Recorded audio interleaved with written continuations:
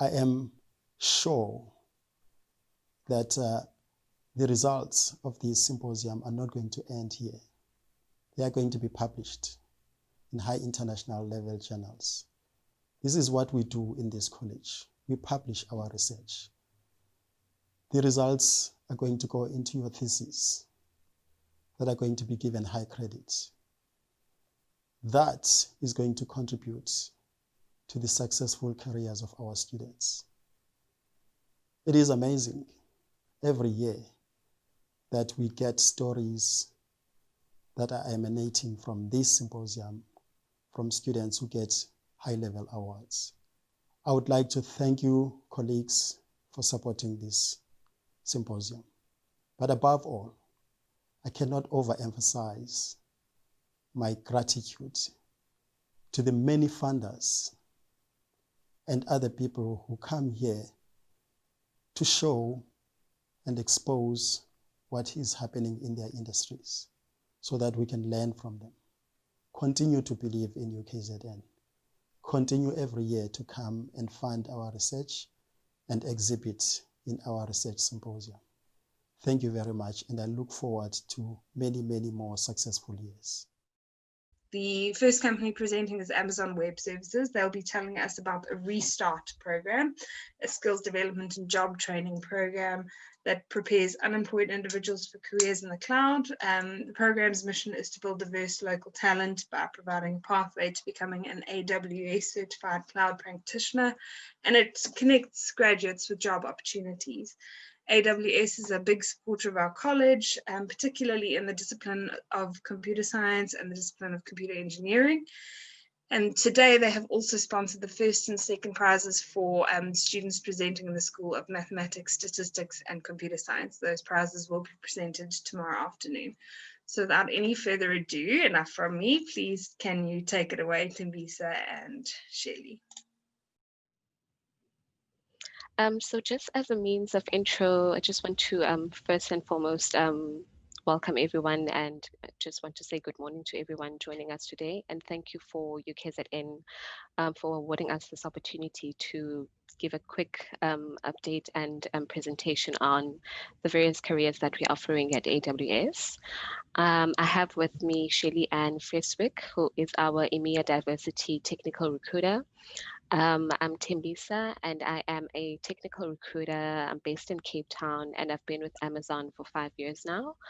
I primarily look after recruiting for software development engineers in the grad space and also the internship program. I'll just hand over to you, Shells, just to do like a quick intro. Good morning, everyone. And yes, thank you so much for joining our session. So as Tembi mentioned, I am a MEA Diversity Technical Recruiter. It's basically a mouthful, but essentially I support our global technical team on the diversity front. I've been with AWS for 5 years. Awesome. Thank you, Shelley. We can go to the next slide, please. So just a little bit of the agenda on what we've been covering. We'll just give a quick snippet on what AWS is all about. We'll provide you with opportunities that we have for grads, and we'll leave a few minutes in the end for any question and answers. But I know that Shelley Ann will also be monitoring the chats should you have any questions. You can go to the next slide, please. So you might have heard of Amazon, but in Cape Town, we've got Amazon AWS, which is Amazon Web Services. It is a development center that is based in Cape Town, which is a secure cloud service platform. We basically offer compute power, database storage, content delivery, and other functionalities to help businesses, which we call our customers, to scale and grow. In order for this to happen, we also try and deliver static and dynamic files very quickly, and that is around the globe. And you might have heard as well, but if not, we also have our very first data center in Africa, and it's based in Cape Town. If you can go to the next slide, please. Cool. So here I'll be talking about the various grad opportunities that we have. So we've got 2 opportunities for graduates, namely the Software Development Engineer role, or SDE, And we've got the Cloud Support Associate role, or CSA. Now, just to touch on the SDE role, there are various numerous teams within AWS which are recruiting SDEs in order to create and solve challenges using technology. Now, this role is really vital as the work can impact many customers that we work with. It is a requirement that you are familiar with programming languages, as mentioned in the slide. But however, we don't favor any language over the other. What we are looking for is students with solid CS fundamentals. And for this opportunity, it's a full-time opportunity, so it's not like a fixed-term contract. So once you are hired as a grad, you will be working on a full-time basis. So it's a permanent role. And for the CSA role, so basically our cloud support associate engineers and associates help our customer move their business into the cloud. And so doing this, they also educate them on how to best use our products and provide them with the best solutions to their technical problems. So for this role, it's a requirement that one of the CSEs or CSAs, Cloud Support Associates, they solve cases via email or phone or chat, and they're working with technologies from our clients to dive deep on the root cause of the issues and make sure that they don't run into the similar issues in the future. So that is just like a very quick snippet of what the CSA role is all about. This role is very unique in that it has a very intense ramp-up training period where you come into the business and you'll be given core technical areas that you will focus on for the first 6 months of your employment with us. We will be looking at networking and operating systems. These are covered along with the best practices for case handling. Once you finish the initial training period and the ramp-up period, candidates or employees will move into a team which aligns best with their interest and skills. This could be either DevOps, big data, networking, or analytics, just to name a few. Now, the goal of this role is to work towards being a cloud support engineer. With the cloud support engineer, they handle greater responsibilities and working with bigger clients. Or many of them moving to many of our engineers that are tenured would move into other roles and become maybe solutions architects, professional services consultants, or technical account managers, just to name a few of the career paths that comes with you joining the CSA role. Now, as I mentioned, for both of these roles, it's a permanent position, and we're currently looking for students who are currently enrolled at university and are in their final year of studies or have recently graduated in the various qualifications that are stipulated in the slide. We are looking at computer science, computer engineering, IT, or any relevant technical qualification in order for you to be considered for these positions. In addition to this, we also are looking for a very detailed CV, which signs your tech strengths, and well, this along with the skills and passion that you will bring to us will make a very good candidate for the role. If you can move to the next slide, please. We've also got a very amazing opportunity for interns. We've got a great internship program within the CSA front and also the SDE space. For both roles, for both programs, you'll be assigned a mentor who will help guide and support you throughout your internship. And similar to the grad role, the qualification requirements are the same. So just to start with the SDE internship program. Now, this internship program runs for 2 to 3 months. The minimum time you can come and intern with us is 2 months, and we will cap it at 3 months. We basically target students from second year onwards, and the aim of the internship is basically to provide you with intense, relevant work experience and exposure to the work environment while you're still studying. And we're very flexible with our start and end dates. We try and aim for university breaks to have students come and intern with us. And we see a lot of interns joining between the June and July period, and then our peak intake comes in November until February the next year, because we've seen that that is the longest period that the students have in order to come and intern with us.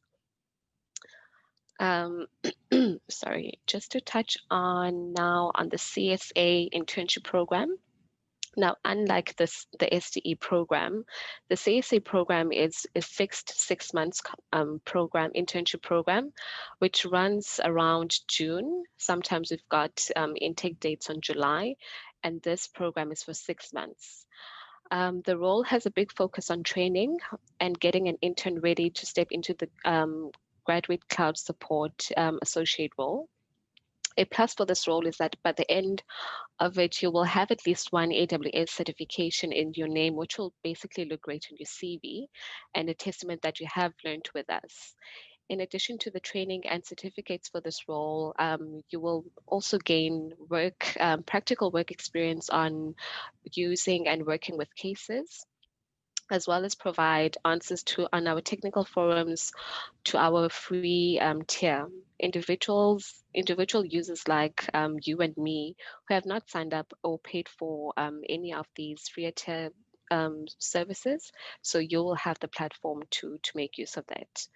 Premium support is a very great opportunity, and this role falls under the Premium Support Business Unit. I didn't mention for the SDE role, it falls under EC2 as well as Kumo. Those are the two business supports that would hire SDEs within the Cape Town office.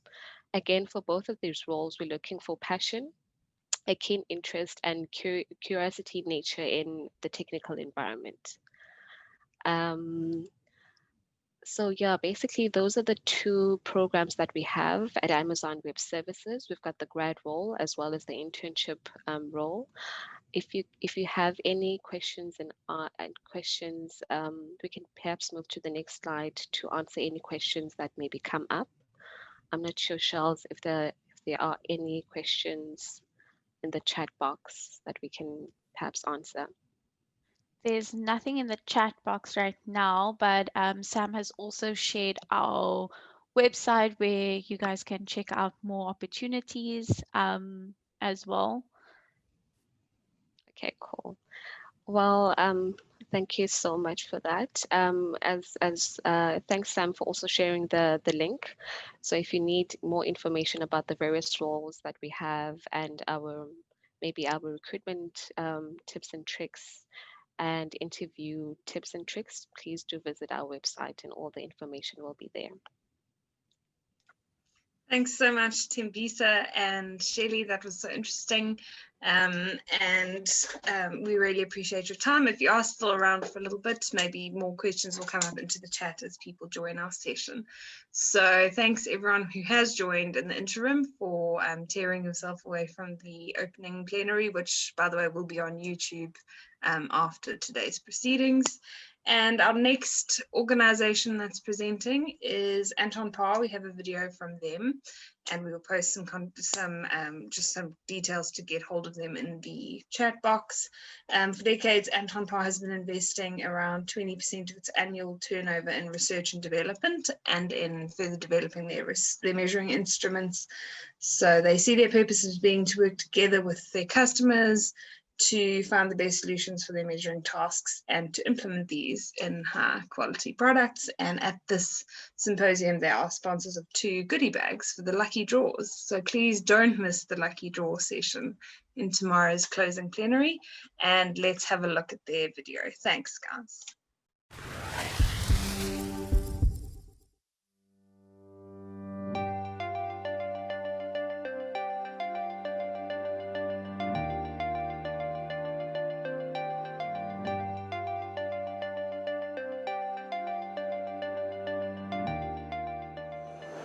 Hi and welcome to Frankfurt, where ACHIMA, the world's largest exhibition for lab and process instrumentation, is currently being hosted. My name is Max Sommer, I'm Head of Marketing and Communications at Anton Paar, and I have the pleasure of presenting you today our innovation highlights here at ACHIMA. But let's start straight away with the field of viscometry.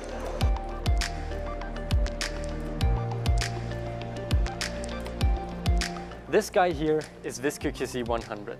It has only been launched a couple of days ago, and believe me, this is a real game changer.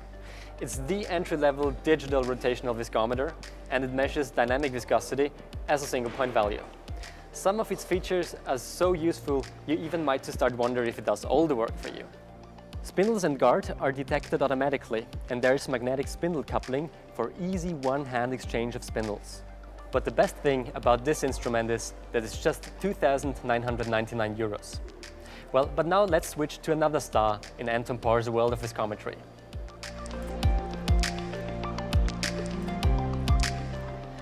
This is the already well-established SVM 4001, which is part of the renowned SVM series, which gives you more parameters than any other kinematic viscometer on the market. Its heart is a double cell, and that is why it's perfect for measuring viscosity index compliant to ASTM D2270. Apart from the fact that this instrument is incredibly easy to operate, it helps you save money because the required sample and solvent volumes are very small. And SVM 4001 can do things humans can't really do. It multitasks. It measures the density and viscosity at any two temperatures between 15 degrees Celsius and 100 degrees Celsius. Isn't that great? But speaking of density, let's now move on to our density meters for the lab.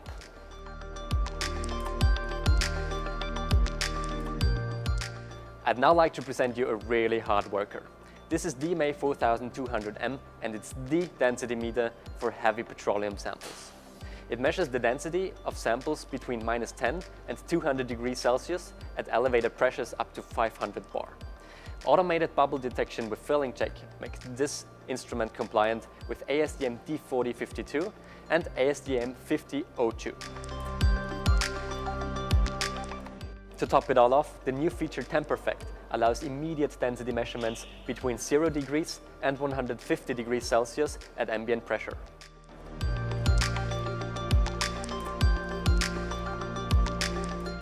Another brand new density meter is DMA 1001.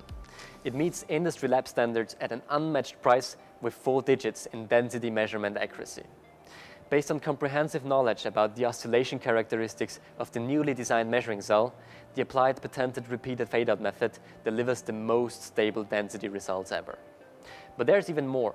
The new unique one-point water adjustment is the quickest way to get your highly accurate density measurement work started. That is only available with DMA 1001. But as you might know, what Anton Paar can do in the lab, we can also do in the line.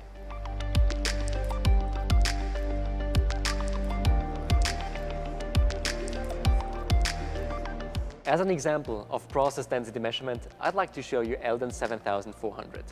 It is a highly precise density sensor, which is very easy to integrate. It has 4-digit accuracy, and density values are calculated directly by the sensor electronics. The design of the oscillating U-tube follows the requirements of hygienic applications.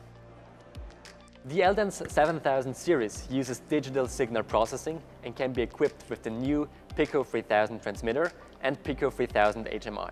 But now, let's move on to the inline viscometers. Here we go with Elvis 510, a smart sensor that is directly immersed into the production liquid. It continuously measures viscosity and temperature. This means 24-hour production monitoring for you. This instrument is available in 3 different versions.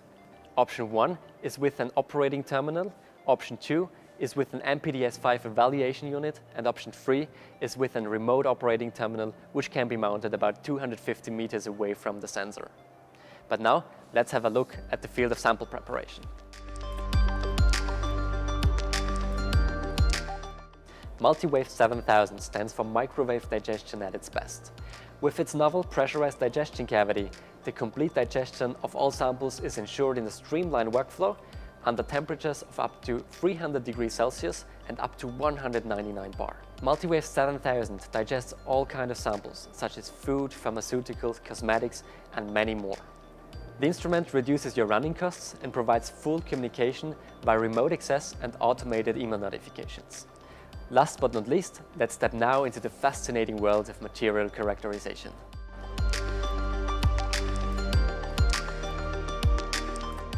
This is Tosca 400. It's our atomic force microscope. It's ideal for industrial users as well as scientists, as it uniquely combines premium technology with simple and user-friendly operation.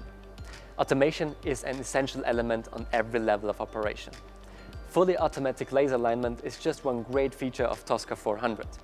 Its large scan area covers a wide range of applications. With this instrument, we're at the end of our short exhibition tour here at ACHIMA. Thank you for your attention.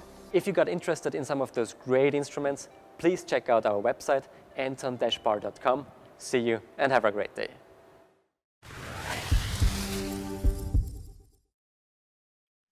Thanks so much, Becky. I don't believe we have anyone here from Anton Paar, but if you do want to see more information, there is a link in the chat to their virtual exhibition, so please do make use of that. The next company we'll be hearing from is Elsevier. They help researchers and healthcare professionals to advance science and improve health outcomes for the benefit of society. And they do this by facilitating insights and critical decision-making for customers across the global research and health ecosystems. They currently provide a portfolio of solutions to us at UKZN, and two of the most used are the Science Direct and Mendeley services. They've had over 1 million articles downloaded since 2018, and they've very kindly also spoken about how the passion of UKZN researchers comes through in every interaction they have with our college, and we enjoy working together to advance science and technology. And our postgraduate students in the College of Agriculture, Engineering and Science are some of the largest users of their publications. So at this symposium, they are sponsoring the first and second prizes for the oral presentations in the School of Life Sciences, which will be given out tomorrow afternoon, which is very exciting. So those presentations are happening at the moment. So I'm going to hand over to John and Dineshri from Elsevier to tell us a little bit more. Hi, thanks so much. Good morning, everyone. I'm Dineshri from Elsevier. I'm the customer consultant based in South Africa, in Durban, and I cover the Sub-Saharan Africa region. Right, good morning, everyone. Thank you so much for joining the presentation today, and well done to everyone that's presenting at PRIS. Really some great achievements from the UKZN researchers, and exciting to learn more about what everyone is researching, all the different variety of topics. We're very pleased today to present to you just a highlight of the good research being done at UKZN. Dineshri will take us through that presentation. We've pulled the data from some of our tools that you may be familiar with. And without further ado, I think I'll hand back to Dineshri. Thanks again. Thanks, John. Okay, yes, so we're both from Elsevier, and we've got our two main products that UKZN researchers have come to know and love, Scopus and Science Direct, demonstrated on this slide.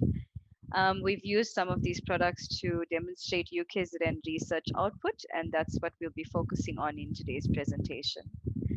Can I have the next slide, please?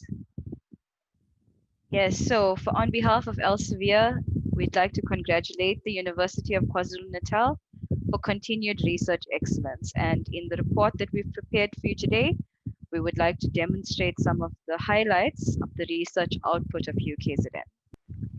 Okay, so the first slide we have is your research output. We can see over the past 5 years that your scholarly output has increased.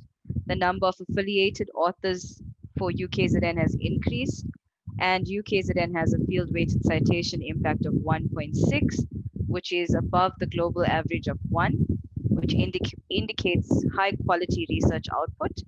We've also indicated the areas of focus for the researchers from UKZN. So you can see medicine, agriculture, physics, mathematics, immunology and microbiology, biochemistry. There's a huge focus of research from different subject areas for UKZN, but majority of the focus is on medicine and agriculture. Next slide, please. Okay, here we look at the research output that is in the top citation percentiles, where 10% of the overall research output is in the top 10% of the most cited publications worldwide. 21% of the publications are in the top 10% of journals, and 48% of the research output for UKZN is made with international collaborations. Next slide, please. Okay, we are proud to present this slide in that 4 out of 5 of the most cited publications from UKZN were published with Elsevier, and I have listed the publications for you. Next slide, please. Where these were the most high impact publications from UKZN. Okay, you can see mainly published in The Lancet. Okay, so for topics of prominence for UKZN, the slides that have been prepared for you have been prepared using SciVal, which is also a product that UKZN uses. And some of the topics of prominence are HIV, gravitation, and TB. And then we have demonstrated for you where UKZN ranks in Africa in these topics. So for HIV, UKZN has the 3rd highest scholarly output in this particular field. Next slide, please. For gravitation, black holes, and astronomy, UKZN has the highest scholarly output in Africa. And for TB research, UKZN has the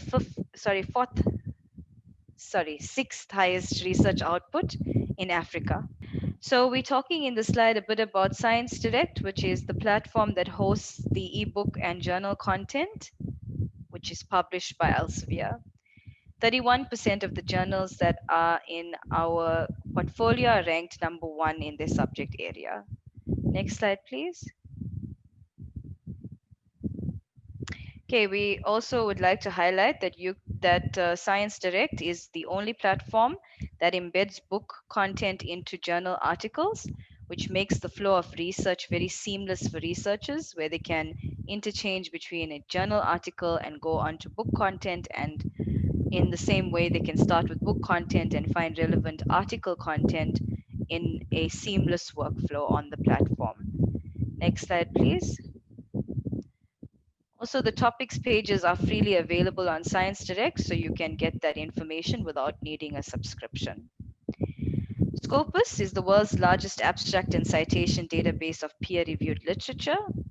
It hosts 79 million items, 70,000 affiliation profiles, and 16 million author profiles. Next slide, please. Some of the content in Scopus, we cover 5,000 publishers and 105 different countries, also covering 40 different languages.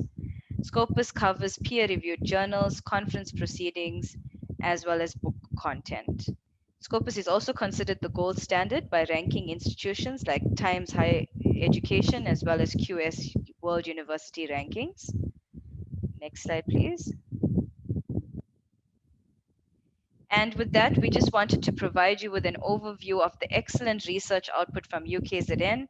We'd like to say that we really enjoy working with UKZN. We've had quite a few interactions in the past year. We know that UKZN researchers enjoy our products, and we're really proud of our partnership. And we'd like to wish the graduates all the best for the upcoming year. Thank you. Thanks so much, Dineshri and John. I don't think there are any questions popping up. We have added your website to the chat group so that people can go straight there, but you never know. To all of our participants, John and Dineshri are here, so you can shoot your questions at them in the chat, and they'll be happy to continue answering them as we go. The next company we are hearing from is Eskom, and there's a very interesting presentation about the Anguilla storage scheme. And as we know, Eskom is a strategic 100% state-owned electricity utility strongly supported by the government. It has performed 191,595 household electrification connections during the 2019 financial year. And this year they are sponsoring the lucky draw prizes for this symposium. So if you are one of our attendees and you've registered for the symposium, please don't miss tomorrow's final session where those lucky draws will be drawn. But now I'm going to hand over to Nonhlanhla for this presentation. Good morning, everyone, and it is quite an honor to be part of this virtual presentation. We are embracing the new norm. Otherwise, we would be at UKZN probably exhibiting. So I'm presenting Eskom, the Ingula Pump Storage Scheme to be specific. This presentation would otherwise be provided to you at our big auditorium at Ingula, and it would be followed by a tour of the plant where you would get to experience being in a power station. So today I'm just giving you a teaser and for you to just get a glimpse of what we are about. Next slide, please. So at this moment, I would probably show you a video which tells you a little bit about Eskom being a 100% state-owned entity. And this video, don't click on the video today. I will leave it for when you come to visit us because it is a rather longish video, so we'll probably spend the whole day. On the next slide, just a little bit about Eskom and what we do. We are basically an energy generating company which generates, transmits, and distributes electricity. And I am in the generation division side of things, where Ingula Pump Storage Scheme forms part of our energy plant mix and is a peaking power station. Next slide, please. So Ingula is built underground. It is a power station built underground with 2 dam construction. If you look at the next slide, it will show you an animated picture of how the power station works and how it is constructed. You have 2 dams, one on the lower side of the mountain, Bramuk Dam, and about 450 meters to the top you have Bedford Dam, and the powerhouse complex is constructed underground. So what you would notice is that with the air flowing down, this is when we are generating electricity. When we release water from Bedford Dam to flow down the mountain to rotate turbines and run generators that release electricity that we feed into the national grid. The national grid will then transmit the electricity to various distribution substations, and it will be sent from distribution to various customers. Now back to the animation, the water that was used is then collected at Bramuk Dam. Because we are a peaking station and we only generate during high demand times, in the evenings when there's a low demand, we use the baseload power stations, being the coal-fired station and the nuclear station, to then use electricity to switch on the same generator that generated electricity, making the unit a reversible pump turbine, which then pumps water from Bramuk Dam back to Bedford Dam, so that we are ready for the next morning's peak to be able to generate if the demand of electricity increases. So a few facts about the power station, running through them very quickly. It's that the pump storage scheme, the powerhouse complex underground, has 4 units that generate 333 megawatts of electricity each.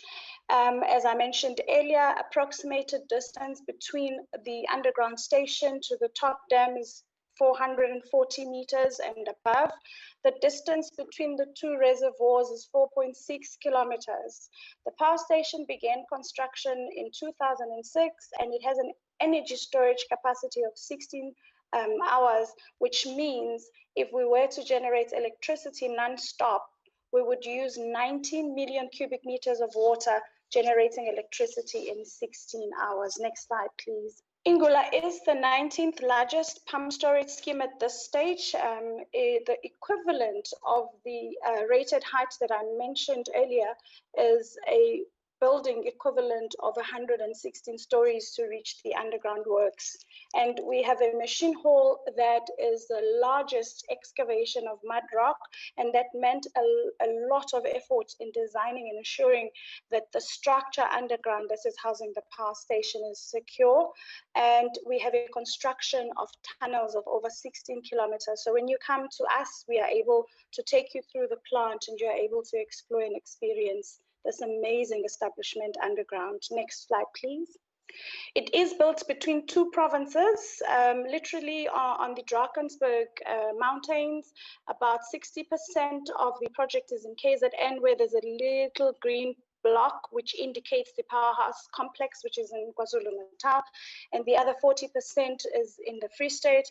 On the same escarpment, literally 60 kilometers away, you will find a Drakensberg pump storage scheme very similar to our power station and generates electricity in the same way. So this area just shows you how suitable the place is for a pump storage scheme with such a large amount of water and large excavations to be done in these kinds of mountains. Next slide, please. So this is a beautiful mountain. The next couple of slides, about 5 seconds each, is going to show you just in picture form what the power station looks like, what it looks like on the outside, and basically what it looks like on this inside, just giving you sheer scale and size of how the power station is or how big it is. So this is the mountain where the plant is, about 1.4 kilometers, gives you access through a tunnel to get into the powerhouse complex. Next slide, please.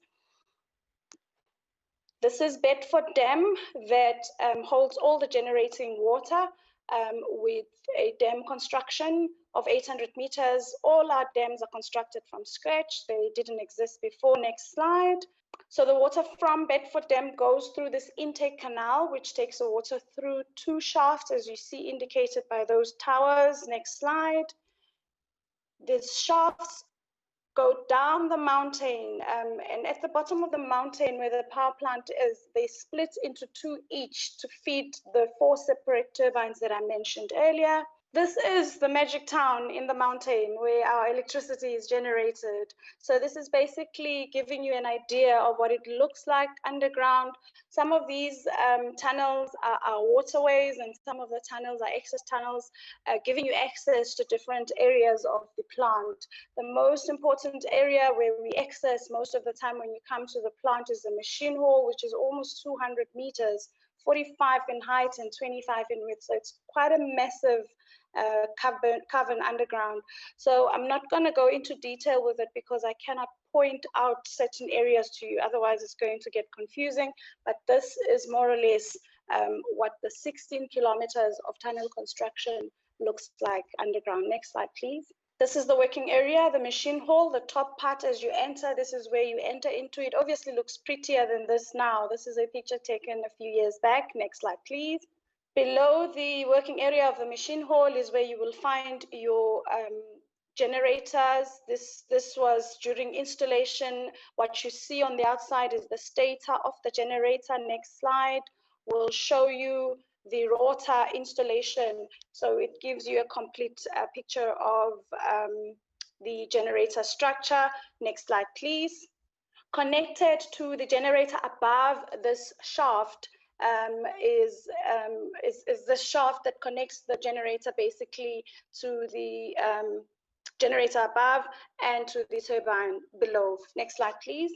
Turbine includes the spiral casing, which is connected to a valve that brings the water in. This is the only level where the water goes through for our generating to take place, goes through the spiral casing. Next slide, which spirals and allows the water to spin the turbine runner, which gives you the rotation and the spinning of 425 revolutions per minute that is required for your generator rotor to spin for electricity to be generated. Next slide, please. This is a cross-section of the machine. I'm not going to go into details. Again, as I said earlier, please come visit us, or you can invite us to your specific conferences, and we will give you more detailed presentations on what we are about. Next slide, please. This is the tail race tunnel. After the generating process has happened, all the water coming from Bedford Dam goes in, flows through the unit. It comes out the tail race tunnel. Next slide, please, which collects the water into Bramhoek Dam. Next slide, please. Bramhoek Dam, also 26 million cubic meters in capacity, constructed and completed in 2010 with a roller compacted concrete wall. This dam is our collection point. In 2010, we concluded construction to allow other areas to be constructed while we collect rainwater on this dam. So Ingula construction is not only important for electricity to be generated, we have an environmental emphasis. And if you will look at the next few slides, Ingula was passed to construct in 2000. It was later withdrawn the license because of objections with regards to environmental issues. And this gave birth to a partnership between Eskom, the Middle Punt Wetlands Trust, as well as BirdLife South Africa, who then managed the area, next slide please, managed the area as a conservation area. And this area, next slide, 8,000 hectares of it has passed and we are proclaimed as a nature reserve. So we're not only a power station underground, we have a pristine environment on the outside that is very well looked after. So most of the areas that is covered or on our property that Eskom had to buy includes a large wetland. Our biodiversity includes, next slide please, includes high altitude grasslands, next slide, a 1,000 hectare wetland, which is in a process of completing, being recorded on the Ramsar record of wetlands. Next slide. So this is our beautiful 1,000 hectare wetland. Next slide, please. On our property, we have a conservation team that is on site that records everything about the environment. This was done from inception of the project. And this includes recording of mammals in the area, all animals, including birds and so on. So they have camera traps installed in strategic areas of the sites. The site is over 16,000 hectares. And this recording includes the recording of birds, and we've had assistance of BirdLife South Africa as our partner, who had people on site. Some of them were doing their PhD researchers on site on bird behavior, and they were able to collect a lot of data, which was beneficial for us as Ingula and Eskom to be able to understand our site better and look after it better. Next slide, please. Of the 341 bird species that has been recorded, 22 of those are threatened species. And there's a lot of projects that have been done in the background to mitigate on the problems that the birds would have in terms of their habitation on sites. Next slide, please. The other amazing discovery at Ingula is the fossil discovery. During construction of Bedford Dam on the Dam Basin, people who were working on the site started noticing peculiar patterns of the rock. This led to Eskom appointing Dr. Groenewold from the University of the Free State, because Bedford Dam is on the Free State side of the project, to come and do a study on the fossils. Next slide, please. And he was able to identify these fossils to have existed over 250 million years ago. Now, this is much older than the dinosaur extinction. In fact, about 3 times older than the dinosaur extinction.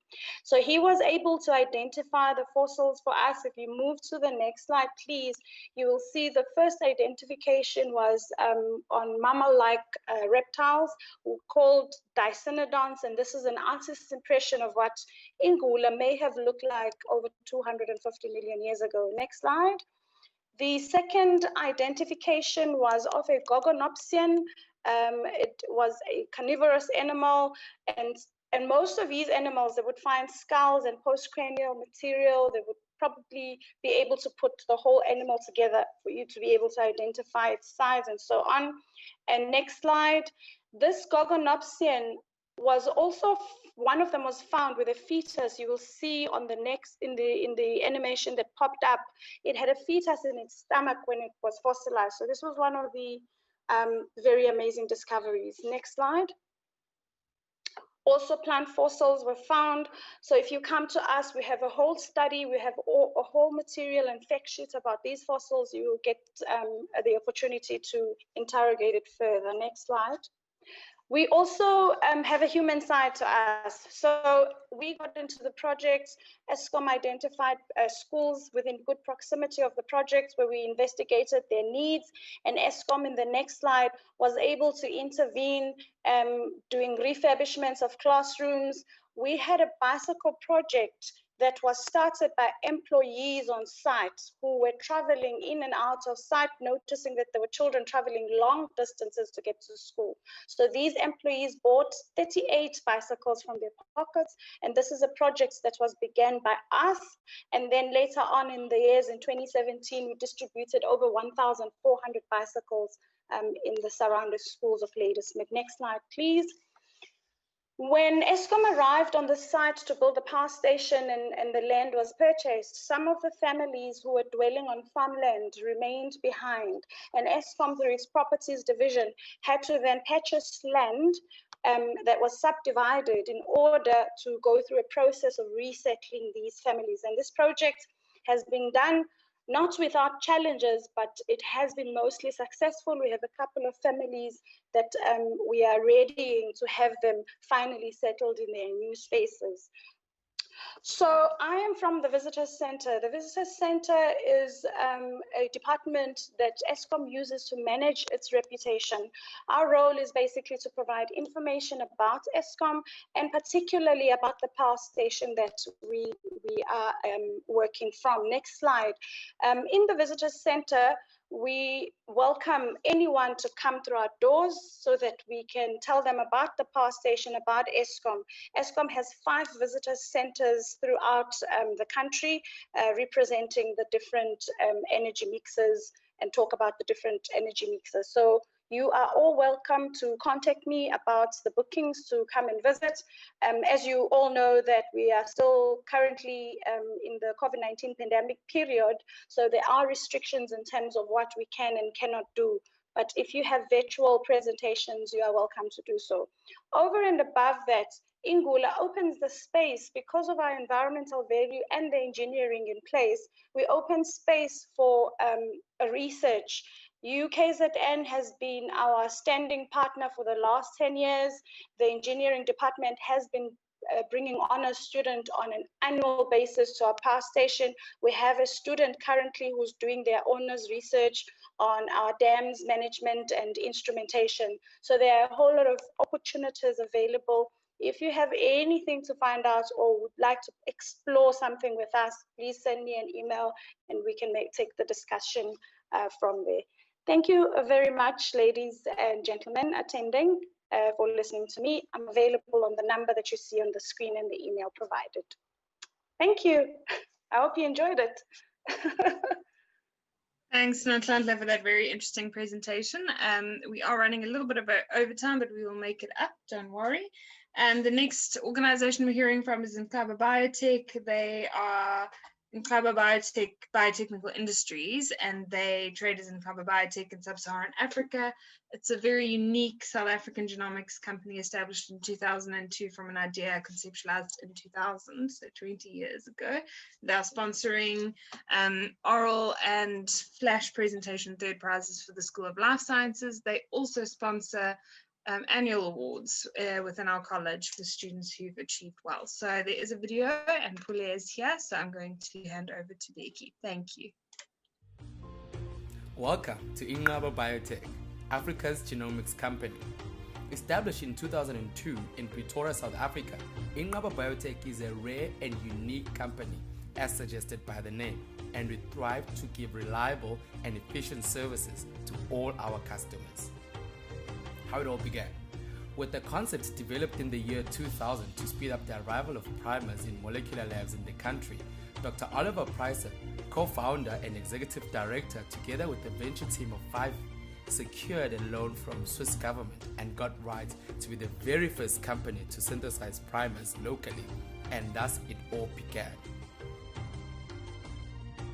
With capacity to synthesize over 1,000 primers a day, Inqaba remains the only company that does this in Africa. This is made possible by the Mermaid 192E. Using an ABI 3500 exome, we offer DNA sequencing from various templates, and we offer primer design, PCR amplification, cloning of PCR products, fungal and bacterial identification, and much more. In 2007, we launched next generation sequencing services, which provide NGS projects design inputs, quality control library preparation, and sequencing workflow using either the MySec NextSec, or the Pack Biosystems. We have more services that include SNP genotyping and methylation analysis using the Agena Biosciences mass array systems, bioinformatics solutions that complement our NGS services, and qPCR analysis. We also are a distributor of strong international brands, which includes New England Biolabs, Zymo Research, Eppendorf, Glentham, CG, Nolato Treff, Charlab, just to name a few. Inqaba boasts a responsive technical team with expert knowledge in the services we provide. We also have a well-trained engineering staff making sure that the installation and servicing of instruments purchased at Inqaba is well taken care of. A fleet of vehicles commissioned for local trips and deliveries assures we arrive at your lab on time. In the past 18 years, we have started subsidiaries in East and West Africa, and we have offices in Kenya, Nigeria, Ghana, Tanzania, Senegal, and still maintain a strong presence in our neighboring countries. All this is achieved with a highly trained and professional team that is always ready to assist. Welcome to Inqaba Biotec.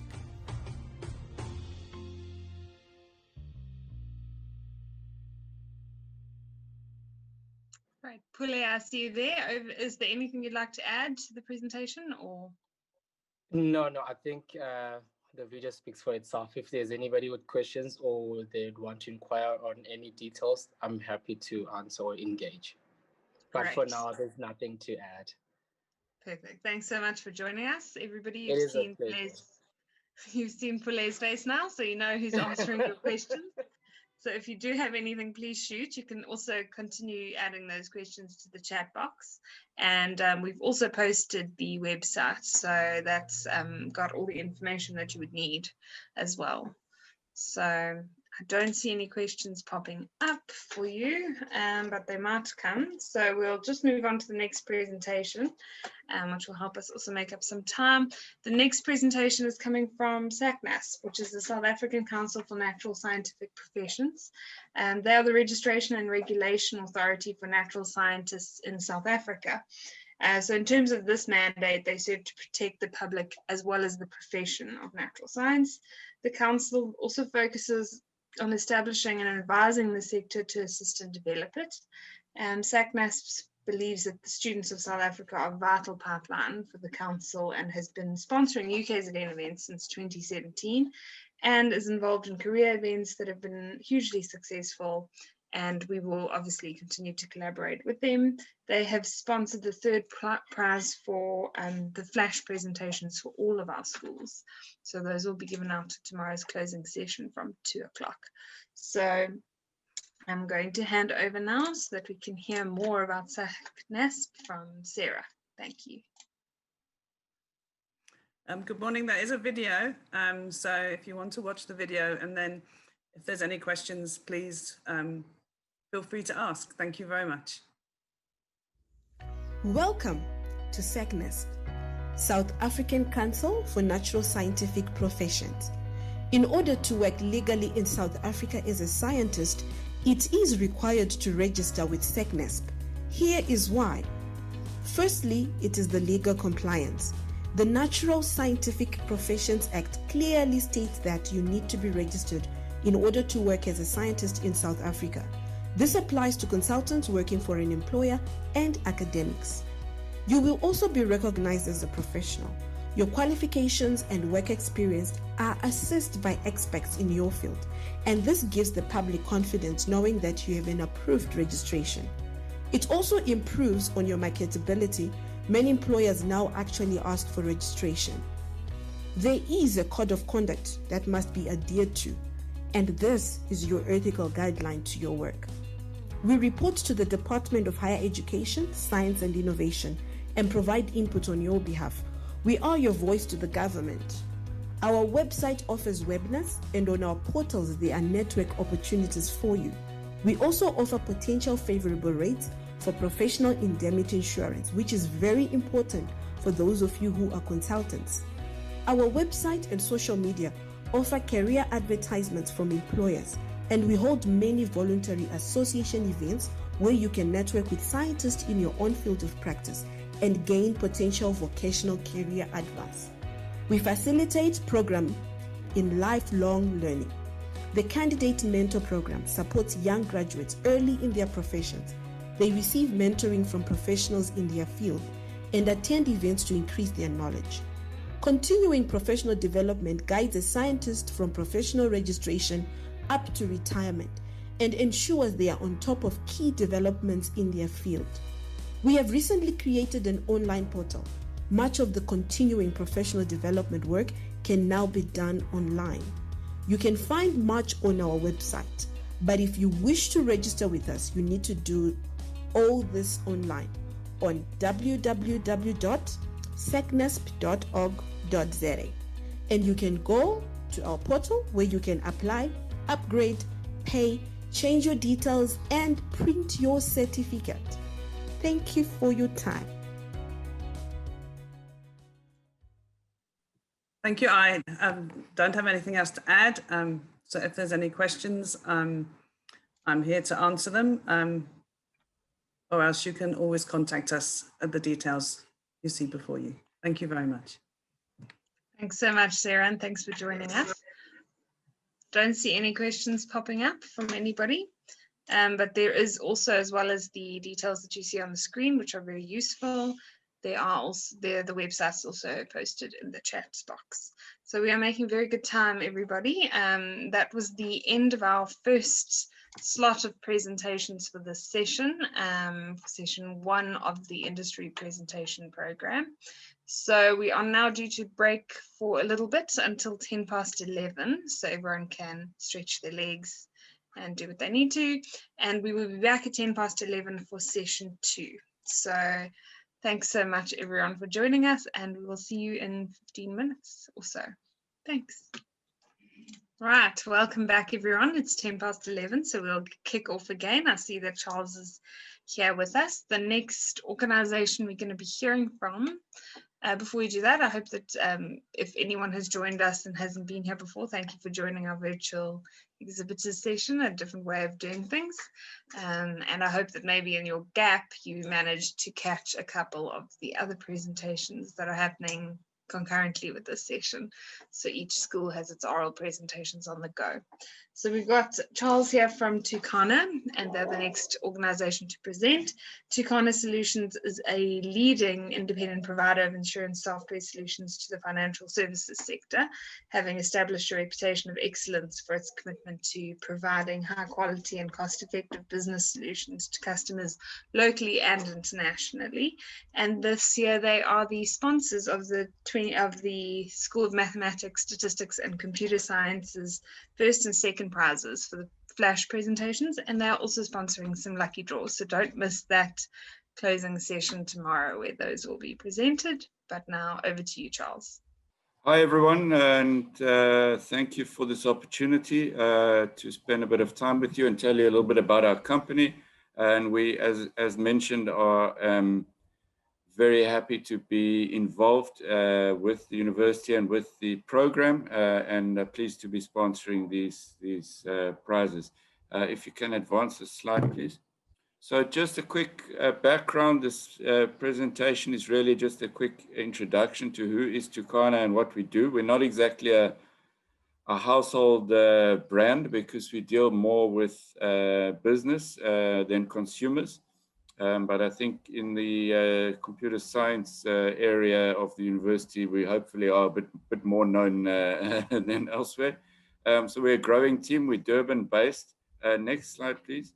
We do software engineering, and we have our own solution, which we provide primarily for insurance companies in South Africa and into Africa. We have customers throughout. We've got customers in Swaziland, Lesotho, Botswana, Namibia, Ghana, Malawi, Zambia, in the UAE, and so forth. Next slide. Our office, by the way, sits empty at the moment, thanks to coronavirus, which is changing not only how we're having this virtual session today, but it's changed business significantly. And I think this is something that's quite relevant and something one should think about if we're talking about research and innovation with technology. And we certainly think that these, this will forever change the world. This is not a short-term thing. This is not about a vaccine or whatever the case is, but our way of work and our world will never be the same again. This is probably the biggest significant change since the Industrial Revolution in terms of how we work on a massive scale.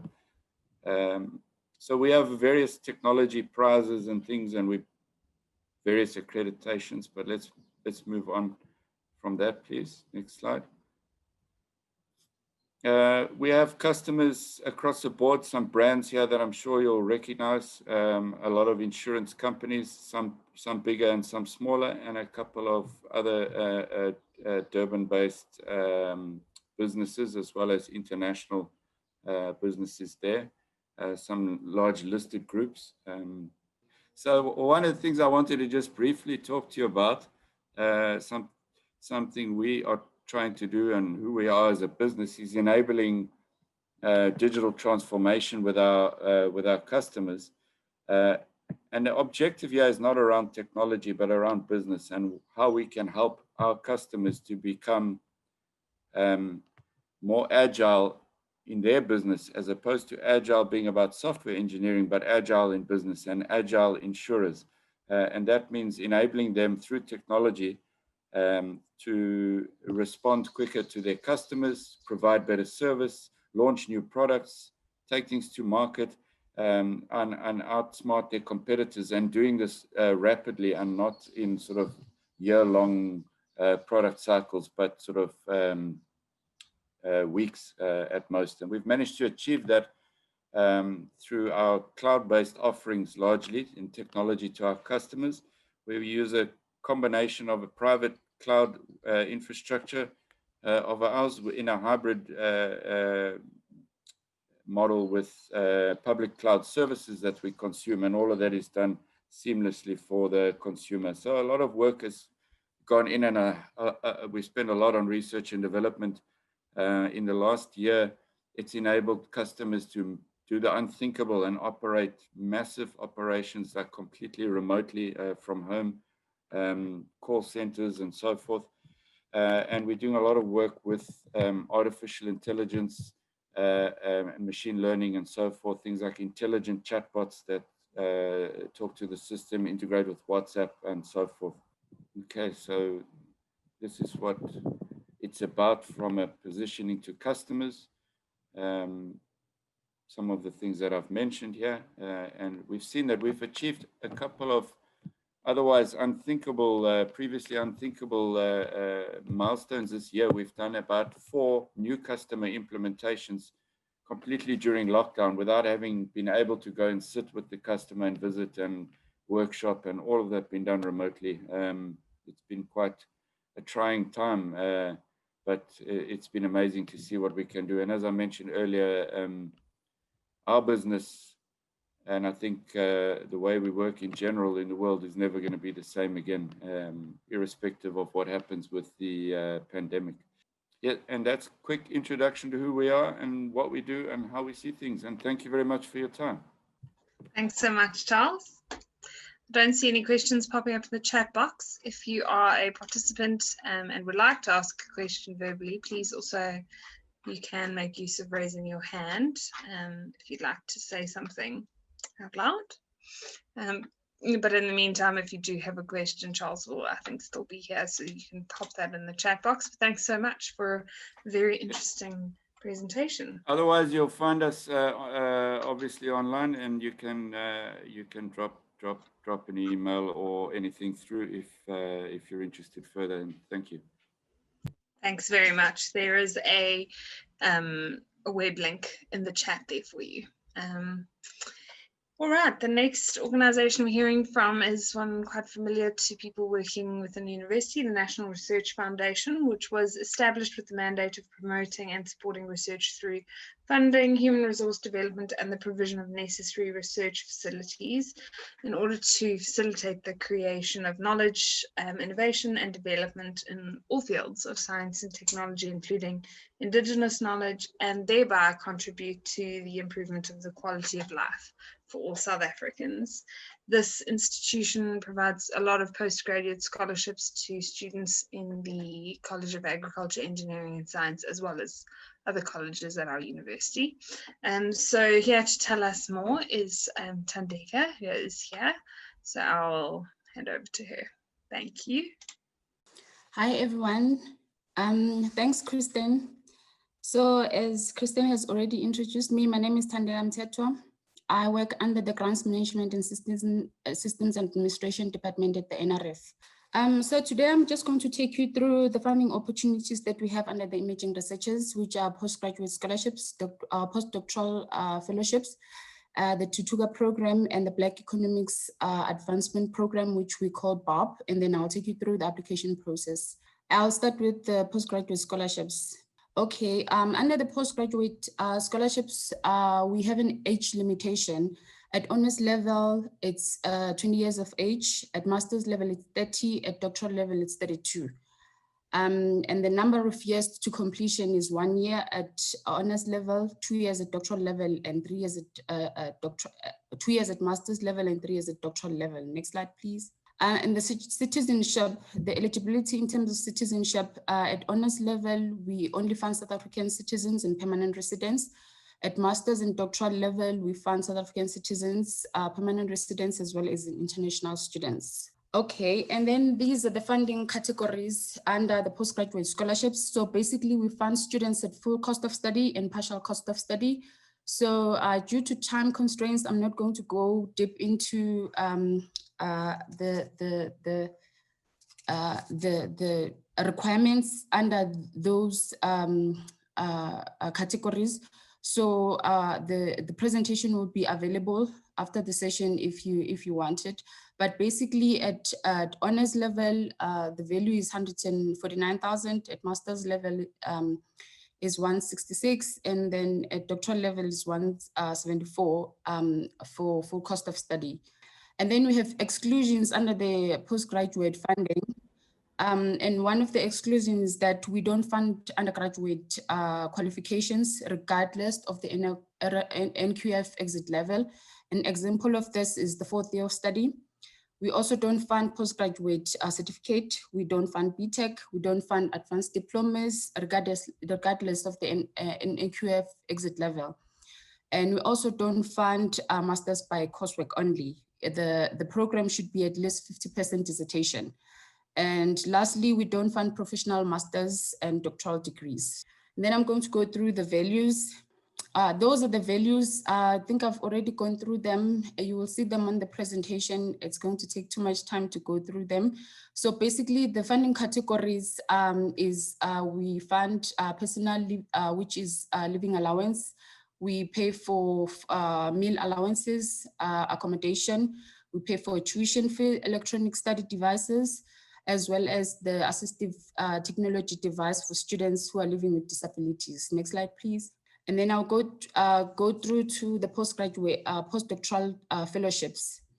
The eligibility criteria under the postdoctoral fellowship is that the applicants must have obtained their doctoral degree within 5 years of submitting an application to the NRF. We fund fellows up to 2 cycles, but the requirement is that you must have obtained the degrees within 5 years of submitting the application. So when you apply for the second cycle. And then the fellowships are open to South African citizens, permanent residents, as well as international candidates. And then I'll go through the fellowship values. Next slide, please.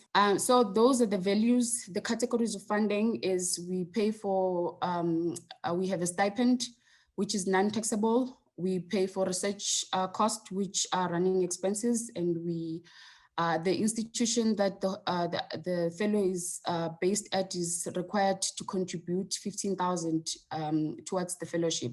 And then I'm just going to go to Tutuga program. Under the Tutuga program,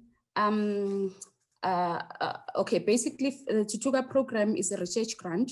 Funding under this program is only limited to academics and researchers with academic appointments or a joint academic and administrative appointments at a public university, a science council, or any other public institution that is recognized by the NRF. Okay, so to be eligible under the program, the applicants must be full-time employed or they must be employed on a contractual basis, but the condition is that the contract date must cover the duration of the grant. Okay, so under the Tutuga program, we have 3 tracks. We have a PhD track, a post-PhD track, and the NRF rating track. And there are different requirements under those tracks. So basically under the PhD track, when you started the PhD track, you can be funded for a maximum of 2 cycles, and 1 cycle is 3 years. So if you started PhD track, you may access an additional cycle to make it 9 years if you progress to a post-PhD track. Under the post-PhD track, we fund for only 2 cycles. Under the NRF rating track, it's 2 years as well. Okay, so under the Tutuga program, the eligibility criteria is that the PhD track, we only fund South African citizens, as well as the post-PhD track. Under the NRF rating track, we fund South African citizens as well as permanent residents. So the eligibility criteria under the PhD track is that you must be younger than 45 years of age at the time of application. But if you are older than 45, you can provide a motivation that explains why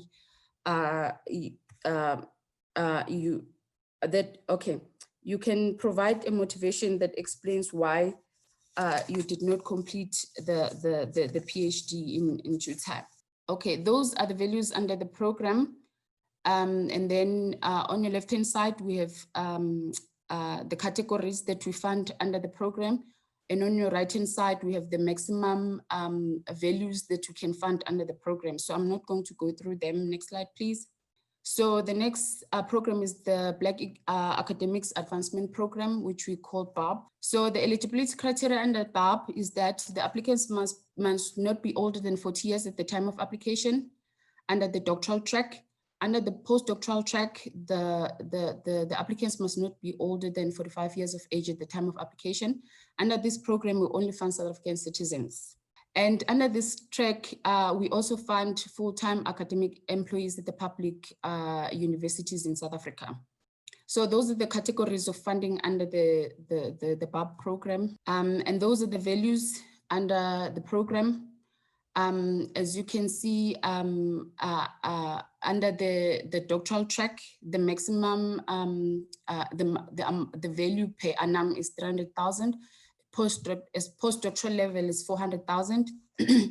And at doctoral level, we fund academics for a period of 3 years. Postdoctoral level is 2 years. Next slide, please. So I'm going to take you through the application process. I won't be long. That is the link to our online submission system, which is a platform where you can apply. Next time. So what is important before you make an application is that you must go to the NRF main website, which is www.nrf.ac.za, and go through the application document for the call that you're applying for, which is the framework document, and then the application guide. So these are the categories under our calls on the system. So as you can see, the postgraduate scholarships are all categorized together, so you can apply for either honors, masters, or doctoral under one call, but there are different templates available under the call. Okay, so this is our online submission homepage. So you have to register as a user before you can submit an application. So in order to create an application, there's a black box on the landing page on your top left-hand side of the page. So you can just go to my applications and then create an application. Once you've created an application and you log out and you want to come back to continue with the application, you don't have to create an application. You just have to go to the list of applications so that you can edit the existing one. So those are the generic sections of the application. So what is important to note here is that you must only focus on the compulsory sections of the applications. And those are the ones that are marked with the red asterisks on the side, on your left-hand side. So if you don't have information for the other section, you can just leave them incomplete and complete the compulsory ones. So once the section of the application is complete, it will have a green tick. As you can see on this one, they all have a yellow cross, which means that they are not complete. So once all the compulsory sections of the applications are marked with the green tick, then the submit button will be active, then you'll be able to submit your application. So these are the additional information under the application process. So basically, it's important to note that when you submit an application, it goes to the institution that you are applying with. So it's important to know the cutoff date for submission with the institution that you're applying with, because different institutions will have different cutoff dates. So as I've said before, when you submit an application, it's routed to the institution, and then it will be screened for eligibility. And then for the postgraduate scholarships, the applications are screened at the institutions. For the other programs, they are submitted to the NRF after being screened, and then they are reviewed at the NRF. So, and then the funding decisions under our calls are normally communicated in November, December, as well as January, depending on the level of studying. I'm done with my presentation. I'm not sure if there are any questions. Thanks, Sandega. I don't see any questions that have popped up. We are also live streaming to Facebook at the moment on the University of KwaZulu-Natal official page. So we are monitoring for questions there as well. And if they come up, we will let you know. I see also that in the chat box, Melissa has given us some very useful information about when the calls go out. And it is always worth keeping an eye on the NRF website. Since the calls go out there, and it is quite up to date, and all the information you require is there. So if you do have questions, please remember to pop them into the chat box. The next presentation is a video from Westfalia Fruit. So Westfalia is a leading multinational supplier of fresh fruit and related products to international markets. Through their vertically integrated supply chain, they grow, source and ripen, pack, process and market quality avocados and other produce across the year and across the globe. They are also a continued supporter of the Symposium. They exhibit every year, so it's always good to hear what they have on offer for graduates as well. So I will just hand over and we can see that video now. Thanks.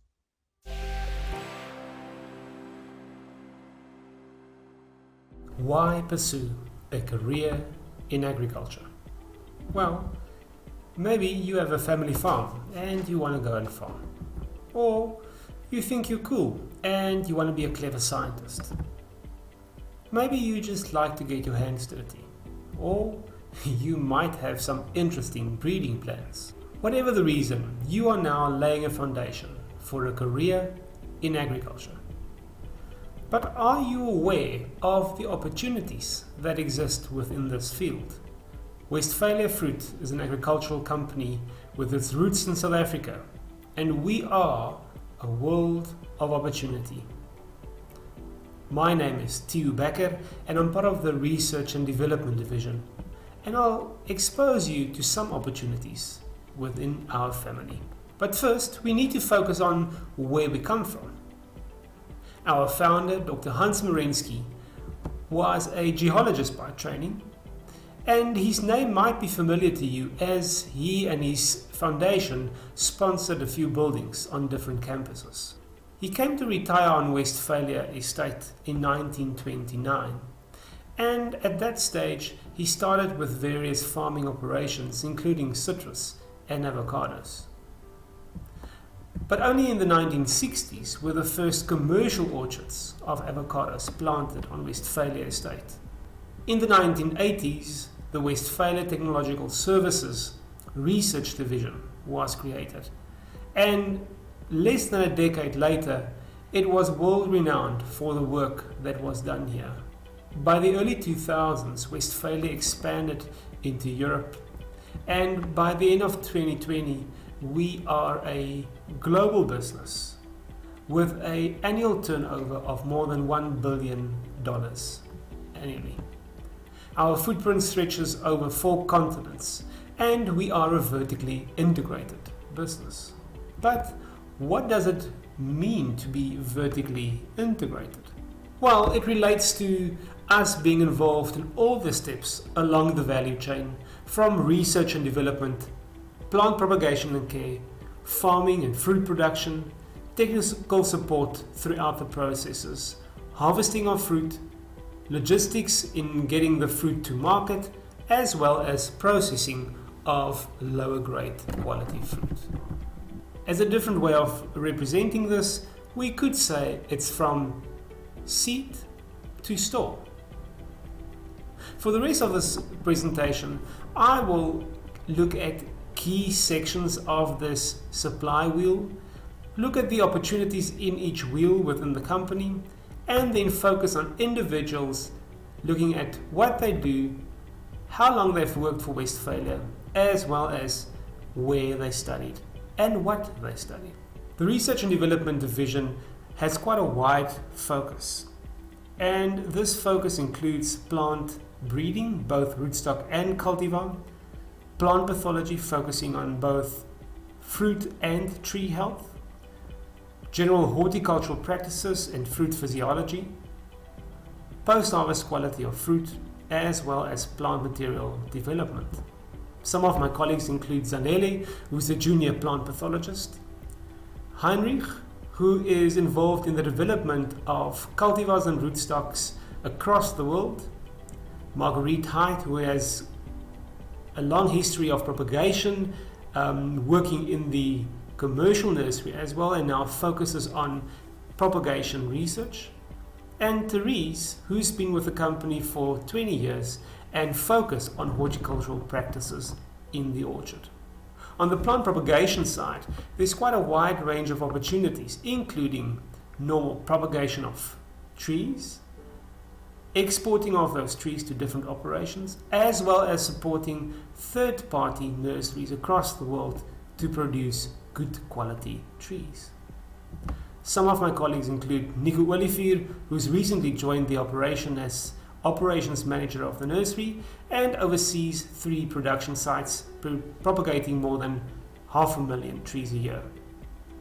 Mapula Mahoba, who is a propagation technician and has been with the company for 5 years, focused on research in propagation and different propagation methods. Joita is a budwood manager in the company and makes sure that the material the grafters need actually reaches them. And Melba has years of experience in the nursery business and joined the company recently as a section manager. On the farming and fruit production side, there's a range of opportunities because there's a range of areas to focus on, and these include the development of orchards, new orchards to be developed, making sure the small trees remain alive and stay healthy up until the point where they produce fruit, making sure you produce good quality fruit, and making sure the trees remain healthy for the lifespan of the tree. Carla Mart is an environmental specialist, and she joined the team to look after accreditations, making sure we can export fruit to different markets. She also oversees the compost facility. Duncan Smith is an old South African colleague who has immigrated to the USA and oversees the farming operations in California of Westfalia. Bongeka is a farm manager in our operation in Howick, KwaZulu-Natal, and Andre is a farm manager in the Tsenin area on Westfalia Fruit Estates. Throughout the production of trees as well as fruit, there is specialist knowledge needed.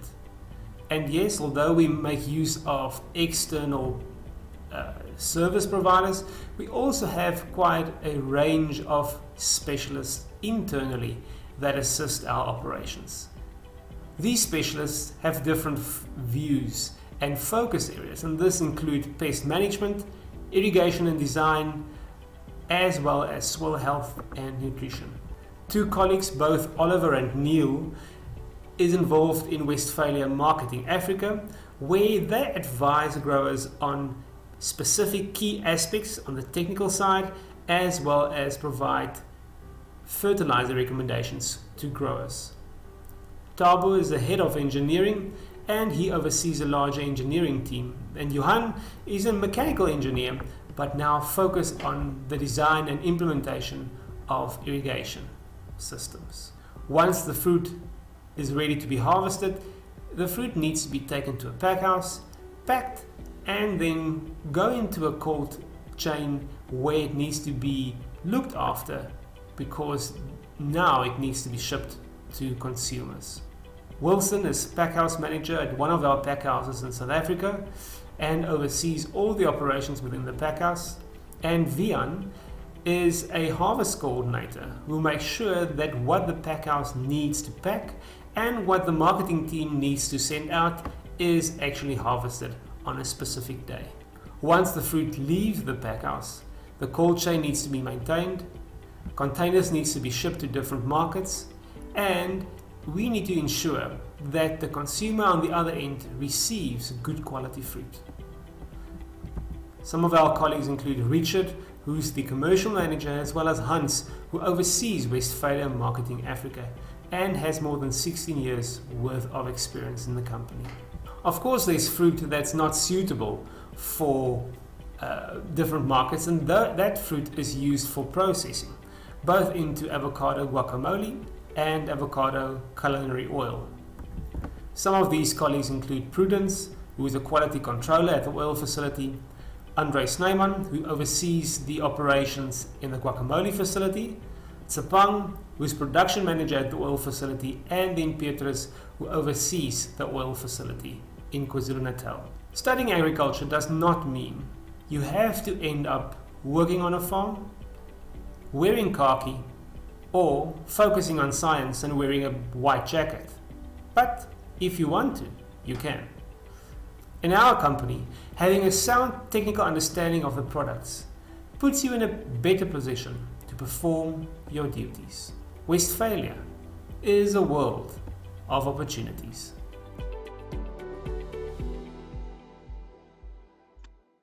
Wonderful. Thanks so much for playing that video for us, Becky. It's good to see some of our alumni as well featuring in that video. I saw Andre Lutka and Duncan Smith, who studied horticulture with us, so it's great to see them thriving in Westfalia, one of the organizations that supports this symposium every year. So I know that Agnes is here. She has posted in the chat. It's great to see you, Agnes. She's always there in person as well. So if you do have a question for Westfalia, please do post it as well on the chat. I don't believe that we've got Shadrach with us yet from SACNASP. So any questions? Agnes has also pointed out that there are currently student vacancies at Westfalia. So in the chat box, the Westfalia website link is there, so you're able to click on that directly, but please check out their website as well. PJ, you wanted to ask a question. Yes, hello. Hi. I wanted to ask if it is okay if I send my application without an academic record due to the restrictions of COVID-19. What is that application, PJ? NRF application. NRF, okay. So Tandeka, I don't know if you or Melissa is still here and able to answer that question. Okay, it looks like Melissa and Tandeka have left the meeting, but that's fine. PJ, if you could post that question into the chat, that would be great, so that we have a record of it, and then we will get, if you can even directly to myself in the chat, you can send a private message with your contact details, and we will ask Tandeka or Melissa to contact you directly so that they can answer that question for you. so that you've got a specific answer. But thank you so much for asking the question. I know it's been a disruptive year, so it has affected lots of applications and things like that. So yeah, thank you for that question. Great. We are almost at 10 to 12, so let's, we'll be back on, I see there's a question from, a comment from Jenna. So, and she does point out that if you are a UKZN student, PJ, you can acquire an electronic copy of your academic record. So we can also give you more details about that in the chat. So the meeting will stay open, but we will take a short break now and be back between 12 and 12:05 to continue with the next presentations. Thanks, everybody. Hi, everyone. Welcome back to our industry session. In our last slot, we missed a presentation from the South African National Accreditation System, who I had introduced. I see that Shadrach is here now, so we would like to just kick off with that presentation if we can, to catch up. So Becky, if you could run that slideshow, and thank you for your patience. Straight after that, we will go on to our next organization, which is Anatech. So thanks to the Anatech guys also for your patience, Bridget. Thanks. So let's hear from Shadrach. Okay, good morning, everyone. I'll be looking at the role of SACNASP, which is the South African National Accreditation System. My next slide will highlight the layout of the presentation. We'll just look at how SACNASP is placed in government and the mandate of SACNASP together with the other technical infrastructures entities and the role of accreditation, and then we will conclude by looking at the benefits of accreditation.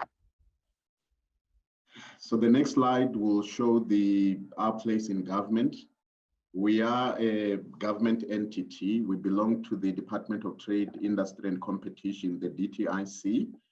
And within the specialist services agencies within the DTIC, there are 4 entities, which is ourselves, SACNASP, and then National Metrology Institute of South Africa, and then South African Bureau of Standards and the National Regulatory for Compulsory Specifications. So all 4 of us, we are called the technical infrastructure of the country.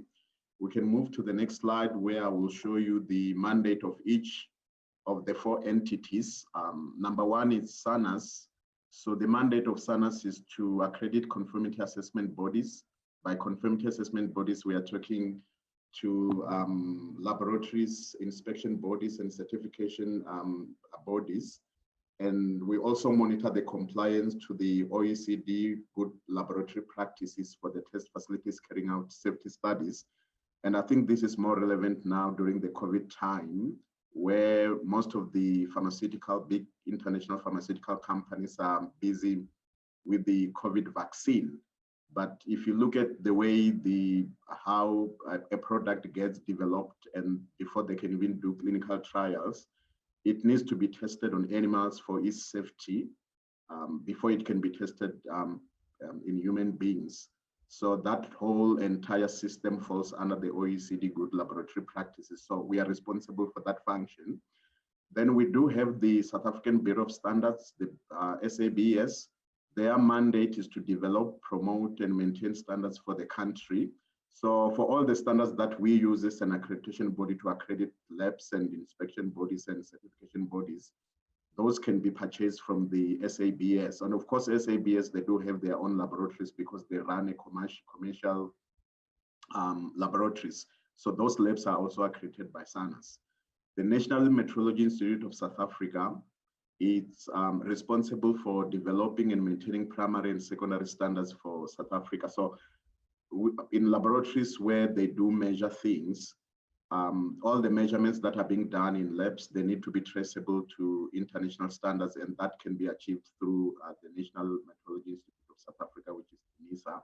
And the last entity then is NRCS. They are responsible for administering compulsory specifications and other technical regulations with the view of protect human health, safety, and the environment and ensure fair trade. And I think this entity is well known, especially for the recalls that normally happens, not very often. I think, was it this year or late last year, there was a recall of the pill charts, and the other previous year there was some recall. So they are responsible for that because it's within their mandate and together with the Department of Health. So we can move on to the next slide. So our mandate, now we are zooming straight to SACNASP, what we do, as I've already indicated, we carry out accreditations in respect of conformity assessments. So that's the act that gives us our mandate, Act number 19 of 2006. So we do have different programs within SACNASP, testing laboratories. They range from civil labs, water, food, mechanical laboratories. And then we've got certification bodies.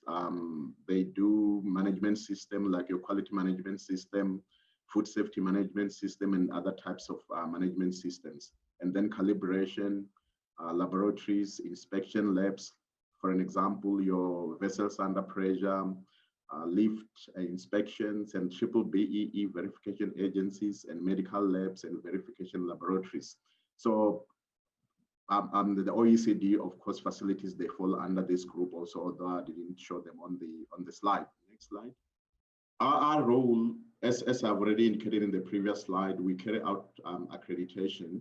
We are totally different from a regulator, or say, for an example, Department of Health or Department of Agriculture, for an example. Those are regulators.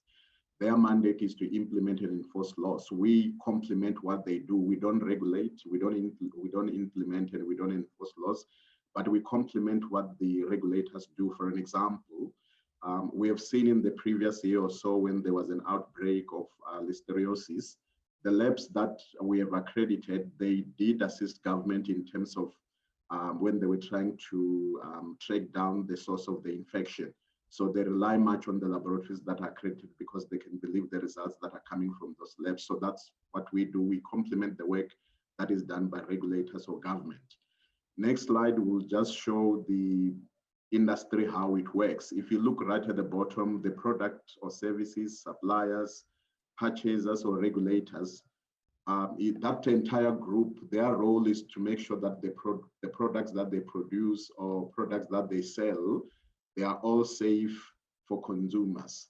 And how do they then determine that a product is safe? They rely on the conformity assessment bodies, which are your certification bodies, if it's food related or management system related, and or inspection bodies or testing laboratories or calibration labs.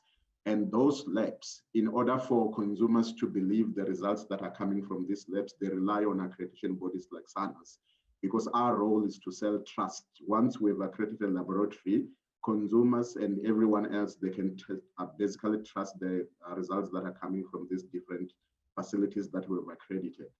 It's showing the benefits of accreditation. For consumers, accreditation assures customers or consumers that testing labs, inspection bodies, certification bodies, data can be relied upon. And it also provides a ready means for customers to identify and select reliable testing facilities or calibration laboratories. So if you are a farmer or you are working at a university or in other laboratory, but you want to know if the water that you are using is safe, the only way you can do that is to know which laboratory you can take your samples to. So if it's an accredited lab, you are somehow rest assured that the results that you get from that particular laboratory you can believe in. For the industry, it's a very good marketing tool, especially these days. If your laboratory, if you are in that industry and your lab is not accredited, you might find it very difficult to compete in the market, because people know that if you want to, that just to have that peace of mind, you rely much on the accredited laboratories. It also levels the playing field, because whether you're a small or big laboratory, if you're meeting the requirements of the international standard, you are all the same. You can produce accurate results, all of you, or both of you. So the other advantage is it opens doors for any company if you are accredited. And then it helps to increase access to goods and services of consistent and reliable quality and safety to consumers. So my last slide will just show the benefits of accreditation, especially for government now. As I said, we don't regulate, but we help our regulators to regulate. We complement what they do.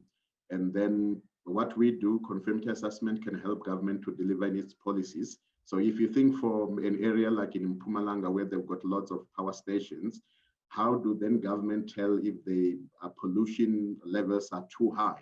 They rely on all the facilities that are created by SACNASP to say, go and do the testing and give us the data so that we can be able to take informed decisions. So that's what we do as SACNASP.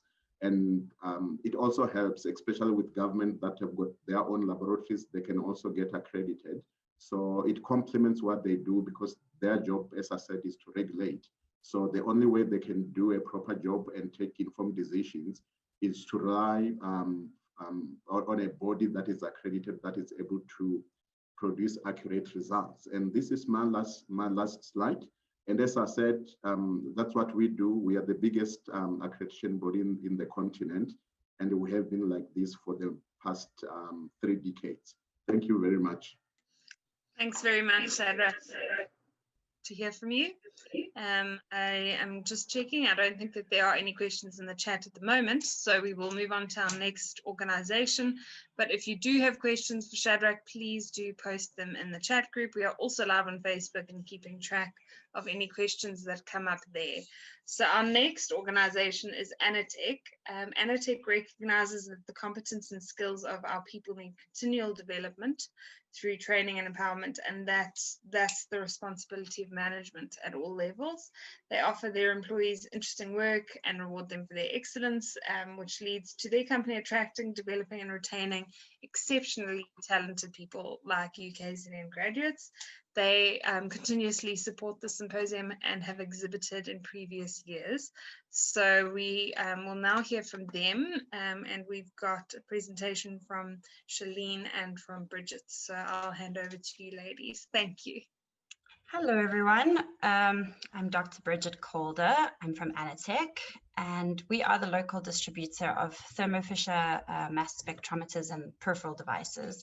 So hopefully some of you in the audience have had the opportunity to work on a mass spectrometer, but if not, I hope that I can show you what is possible using this technology. So mass spectrometers are instruments that can measure the mass to charge ratio of a huge variety of different analytes and allow us to identify them in a complex background matrix. Mass spec technology is very diverse and can be used to detect one compound up to thousands of different compounds in a single run. And the technology, obviously, because of that, has applications in lots of different fields. So Thermo is primarily known for their Orbitrap mass spectrometers, but their portfolio also contains other types of mass specs.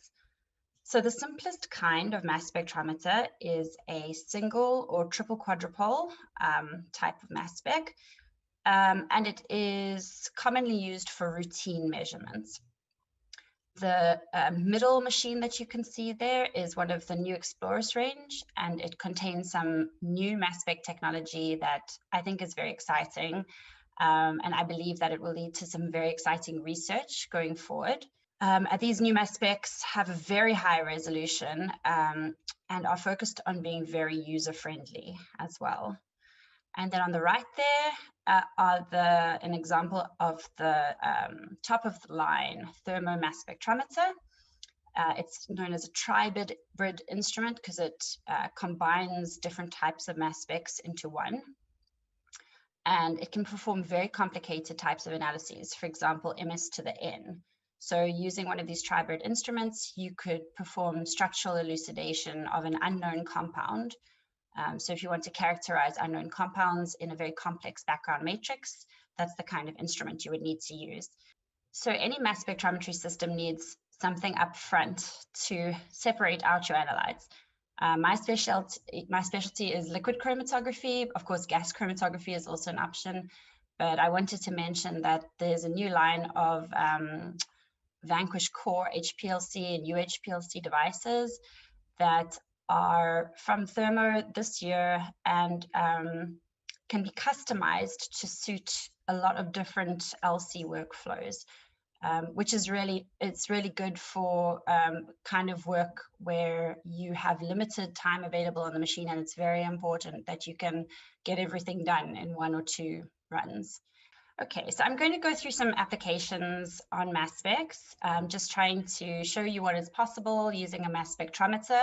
So I'm going to start off with one of the absolutely simplest types of mass specs, which is a single quadrupole device. I'm calling it a simple instrument as far as mass specs go, but of course it has enormous power when performing analysis of single compounds in a background matrix. So it's particularly good at finding things that are difficult to detect by other methods. And they're also very user-friendly and cost-effective. So biopharmaceutical research is growing very quickly.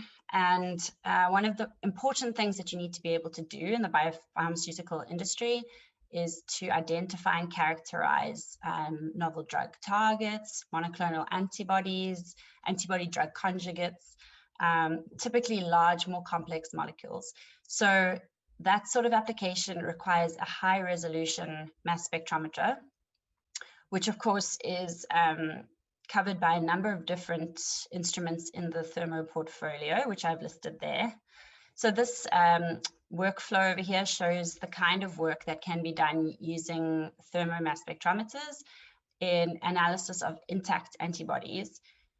And this kind of work has historically been very challenging to perform, but Thermo has really done a really good job of streamlining the process using both a combination of their mass spectrometers and other chromatography solutions, including software analysis, which can help you get to results much, much faster than has been historically possible in this line of work. So another very important application of mass spectrometry is the identification of bacterial toxins, typically in the food and beverage industry. So orbitraps and triple quads are the mass specs that are most commonly used for this sort of application. And they can also be used for the characterization of novel toxins, as well as for measuring toxins that are known.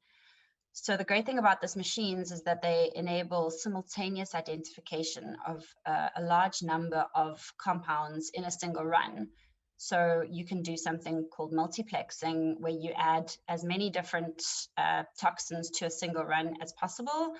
And the mass spec is able to then quantitatively measure those toxins in a relatively complex background matrix. So, you know, something like a food or a beverage.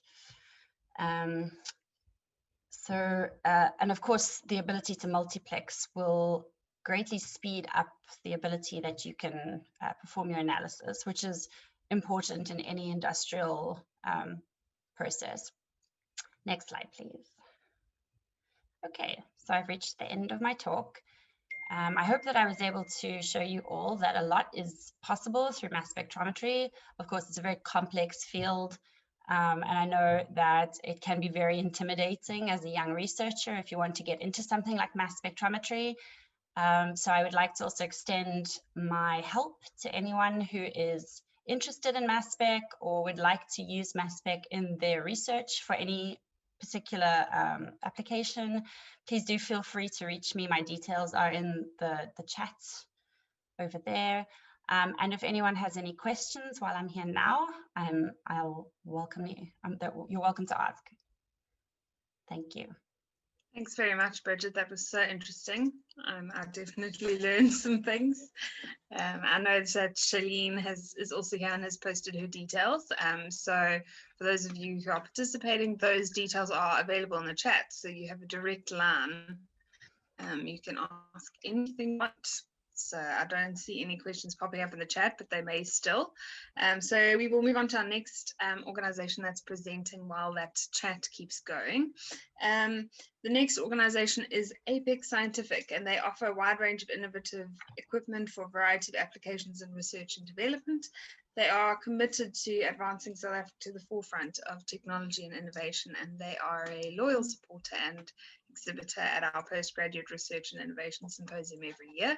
So I'm going to hand over for that presentation, and it'll be, I think Michaela is here with us. So thanks so much. Apex Apex Scientific. We supply laboratory equipment and consumables to the petrochemical industry, manufacturing industry, agricultural industry, food industry, water treatment industry, universities, and medical and clinical research institutes. We have handpicked a range of products from leading global manufacturers. Our products are robust, ergonomic, technologically advanced, but reasonably priced to meet the everyday needs of our customers in South Africa and beyond. Our branches are located in key areas, offering focused sales support, installation, training, service, and maintenance. Our diverse product offering includes automatic cell counters, ultra-low freezers, vacuum pumps, hot plates, incubated shakers, environmental chambers, data loggers, microscopes, and so much more. Our aim is to provide quality application and technical support to bridge the gap between problems and solutions and elevate African laboratories on a global scale. Visit our website for more information about us and follow us on social media. Apex Scientific, bringing global technology to your laboratory. Great. It was good to hear more about Apex Scientific and what they offer. I know that Michaela is with us and she has kindly posted her contact details in the chat box, and the website for Apex Scientific is also right there. So if you are participating in this session, you are welcome to ask a question by raising your hand now. And if you don't need to do that, please do take those details down now while you can. I'm sure that Michaela would be very happy to answer questions. She is here now, so make the most of the opportunity if you would like to. If not, we will move straight on to our next presentation, which is coming to us from Lasec. I know Bruce is here. So for over 70 years, Lasec has been supplying quality, dependable solutions and services to the laboratory. Another loyal supporter of this symposium. They've exhibited with us for a number of years. It's always good to have a presentation from Lasec now.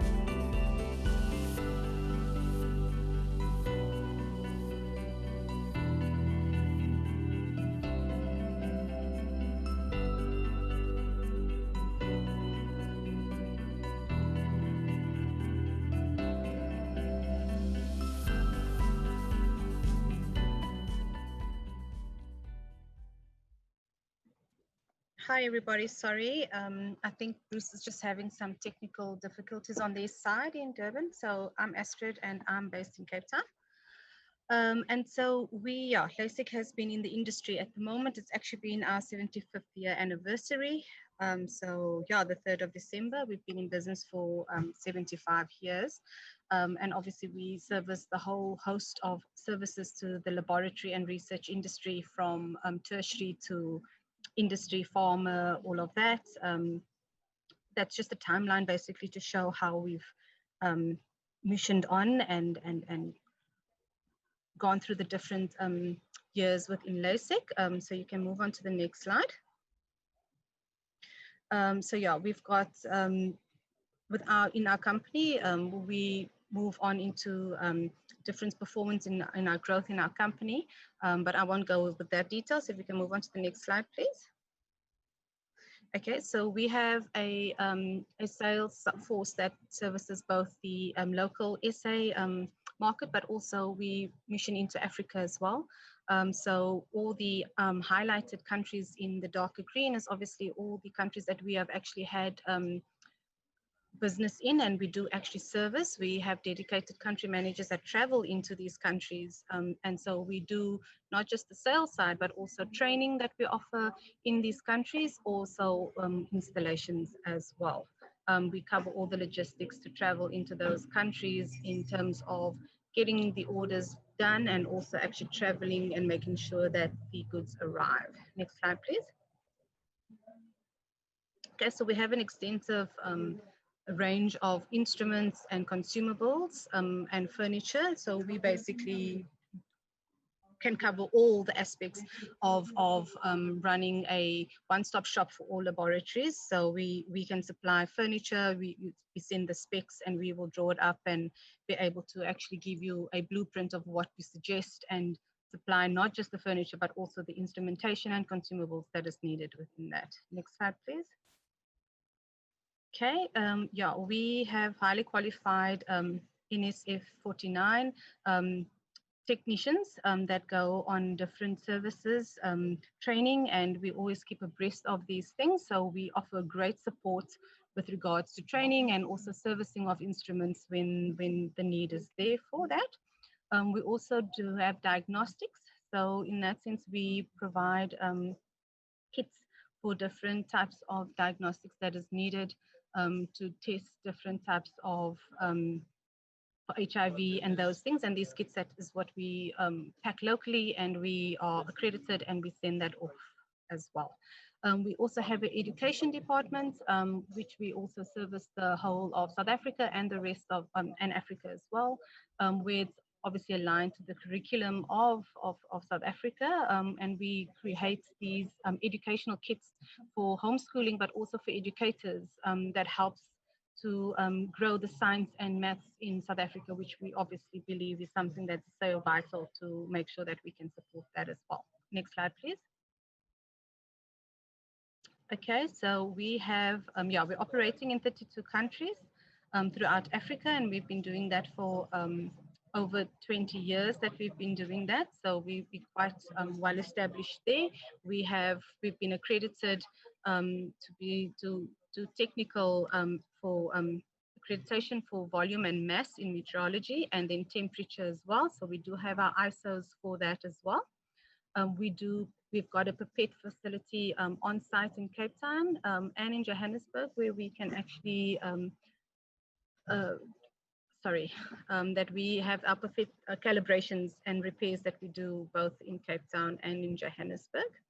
Next slide, please. Okay, I'm not going to go through the details of the numbers of the salespeople that we have, but we have experienced sales staff that can assist with any questions, or even if you're not sure of what you need, our sales staff can actually assist with you in any problems and walk you through it and actually troubleshoot with you in making sure that you're getting what you need to finish or complete a job that you're working on. Next slide, please. Yeah, I'm not going to go through the accreditations that you'll see on the value added support that we have. We are really a turnkey company that can assist you to complete any project that you're working on. Next slide. Okay, so I'm not going to go through the, okay, this is a management process flow. So from technical to customized design, technical drawings, the manufacturing and acceptance trust, logistics, installation, and service level agreement, that we can finish all those steps we can assist you with, so that you don't have to go and deal with different vendors, but you have one vendor that can assist you with all of those needs. Next slide, please. That's just the partners that we just a snapshot. There's a lot more, but these are the partners that we have on board, international partners that we represent as a distributor in South Africa and in Africa. Okay, and then we have warehousing both in Cape Town and in Johannesburg. And so we do have stock always available. And if we don't, we can hold it for you until you are ready to actually accept the stock. But we've got sufficient warehousing, and that makes it so much quicker to get our stock out to you. Next slide, please.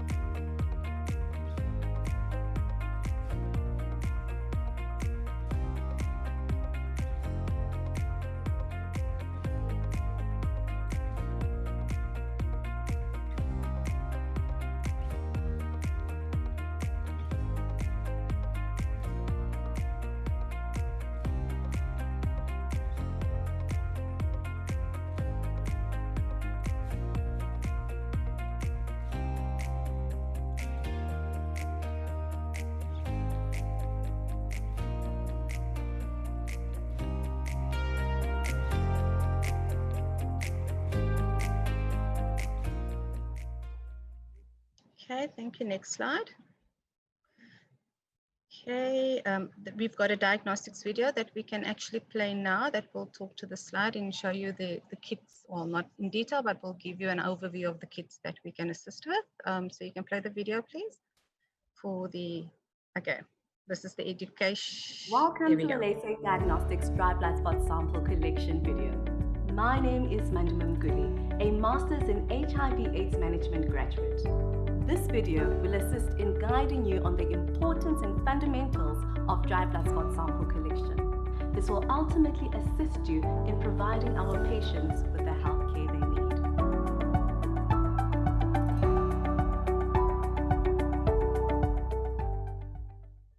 That's a brief overview, and our education video we can play just to give you an idea of how we assist in that department as well.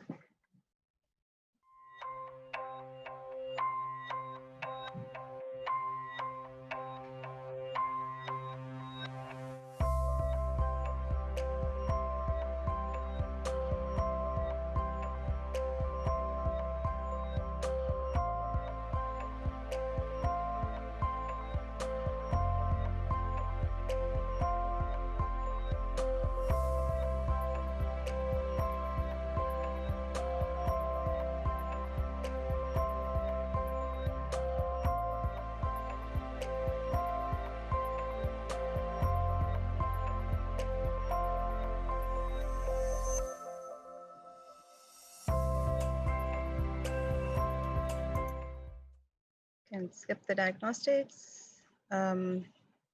These are just projects that we've actually done for furniture, so I'm not going to really talk on it because we've discussed that we can really assist with that. So next slide.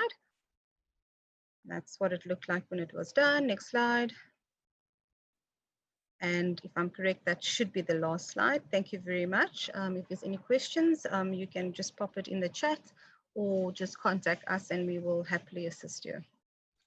Great, thanks so much for stepping in there, Astrid. It was great to hear from you and see a little bit more about Lasec. Our next presentation will come from Merck. We have Samantha Nicholson here with us, I believe, for this presentation, as well as a couple of other representatives. Merck is a vibrant science and technology company. Science is at the heart of everything that they do, and it drives the discoveries they're making and the technologies they are creating, and they are another loyal supporter of this symposium and exhibit with us very often. So you can take it away for us. Thanks. So thanks so much for including us. We're very privileged to be part of PRIS every year. And we have a video just showing you guys what's at the core of Merck. We're so proud of our partnerships this year and the work that our company's done to support innovation, diagnostics, and vaccines for COVID-19. Hi, honey. Do you know what mommy does for work? You work at Merck. And do you know what I do there? I think you are helping to change the world. Yeah, you're my superhero. Working at Merck for me is extremely fulfilling. You can really see the positive difference you are making in people's lives every single day. It's inspiring to see people from all walks of life impacted by our work. And I love that we are constantly looking for new ways to spark our imagination and curiosity, which helps us bring new and interesting ideas to life. Yeah, our work is fueled by our belief in science as a force for good. Right. Yeah, I mean, come on. We are doing work that has a tangible effect on people all over the world. Yeah, to me, it really feels great to help people at any stage of life. Me too. Yeah, like our incredible work on personalized treatments for these terrible diseases. Yeah. But we also help people become parents. There basically isn't a problem we aren't working on, it seems. Yes, for me, it's not just work for us, you know. We want to empower the scientific community. Many people don't know that we create tools and services used by scientists all over the world working on important breakthroughs. Exactly. It's kind of cool. We are behind the scenes, and most people don't see what we do.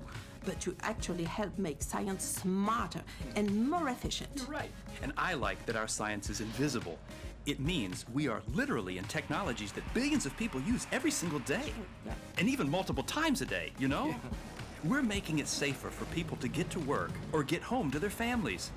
We're making our homes and devices smarter and even technology more sustainable. Yes. This is who we are. Why I get out of bed in the morning. We believe that scientific exploration and responsible entrepreneurship are key to technological advances that benefit not just us, but everyone. This is how Merck has thrived since 1668. Yes, and we will continue to push the boundaries of what is possible, to create opportunities for everyone. For everyone, yeah. And this is what drives us. And this is what we work for. This is our future. So we would love to invite all of the curious minds to check out our website, not just as customers, but as potential future employees of our business. Please feel free to reach out to any of our team for help, support, questions. We're really excited to see the amazing work that comes out of UKZN, and we're very privileged to be here today with you. Thanks so much, Samantha. That's a great video. And I see that in the chat, I mean, we also have Donovan and Kingsley with us, and Samantha, Donovan, and Kingsley's details are in the chat. So really, please make use of them and of their presence in this meeting. If you have a question, now's the time.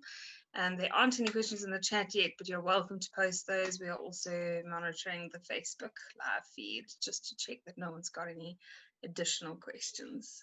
So this brings us to our final presentation for our industry session. So that will come from ThermoFisher. We have Savina, Neliswa, Raveshni, and Pulisiwe with us. So thank you all so much for making Scientific is a world leader in serving science and their customers to make the world healthier, cleaner, and safer. Whether their customers are accelerating life sciences research, solving complex analytical challenges, improving patient diagnostics and therapies, or increasing productivity in the laboratories, ThermoFisher Scientific supports that. They have dealt with UKZN for many years and have been involved in past events, including this Postgraduate Research Symposium, as well as the Wonder Woman in Science event that we have in August every year.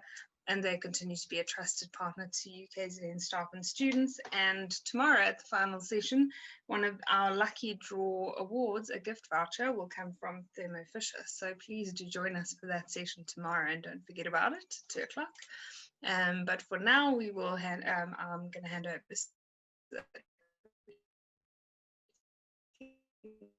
hear more about them. Hi guys, thank you very much. So I'm Suvina from ThermoFisher Scientific, and really thank you for giving us this opportunity to present. So, as you did mention in your introduction, we are very proud of our mission, which is to enable our customers to make the world healthier, cleaner, and safer. At our core, we are all scientists, and our purpose is to enable our customers to fulfill their scientific purpose as well.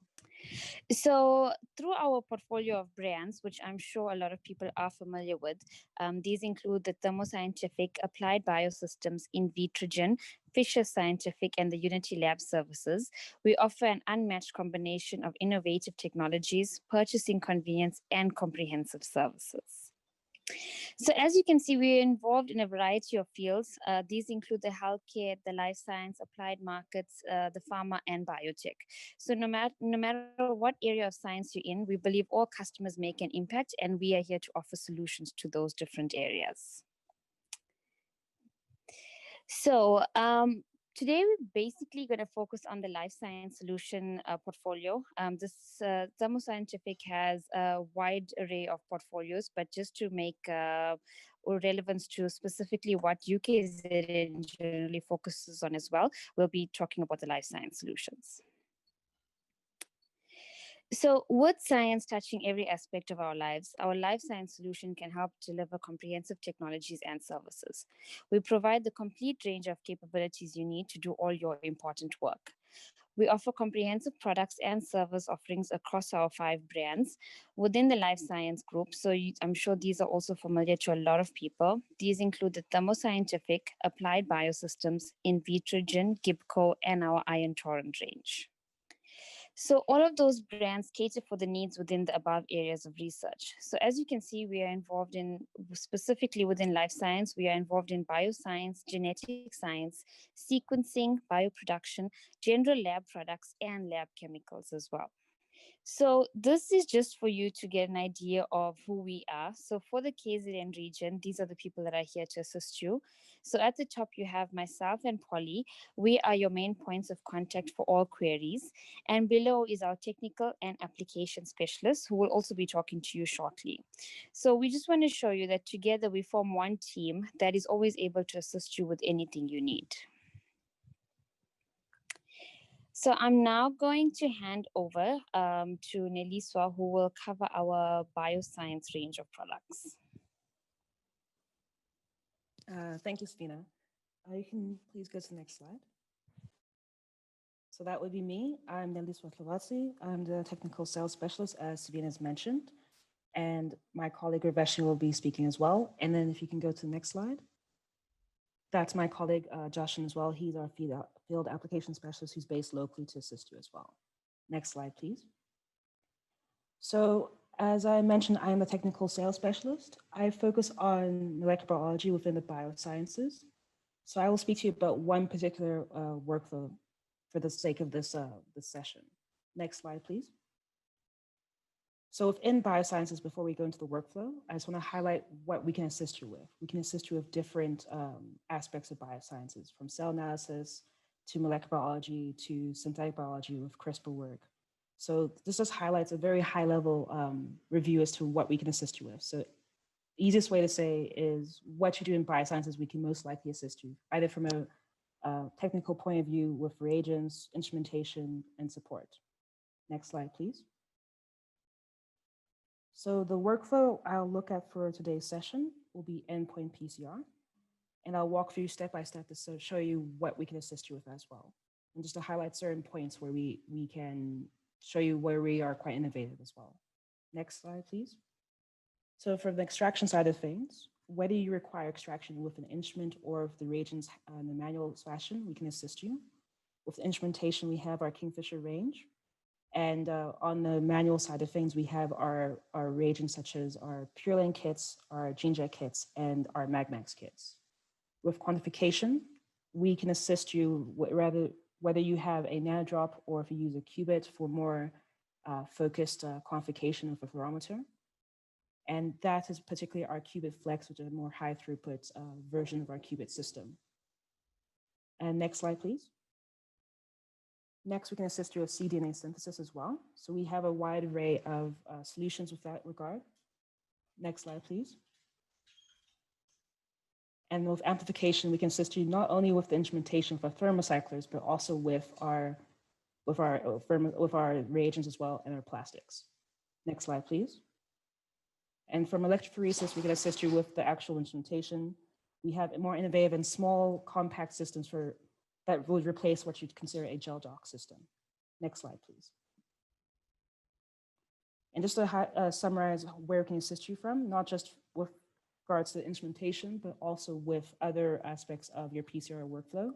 So anything from reverse transcription, PCR itself with the reagents, electrophoresis as well with imaging, cloning as well, and education. So for more information, you can follow our link at thermofisher.com/PCR workflow. Next slide, please.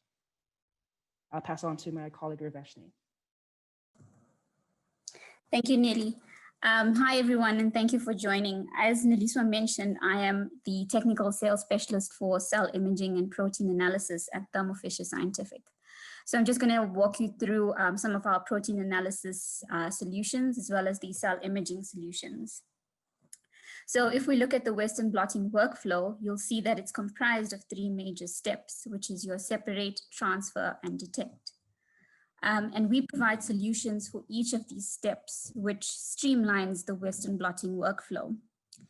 And this includes the various gel chemistries that we offer for the separation of proteins, the transfer devices, either using dry or semi-dry transfer, as well as the automated iBind immunoblotting device, which is a hands-free system that ensures that you don't babysit your blots anymore.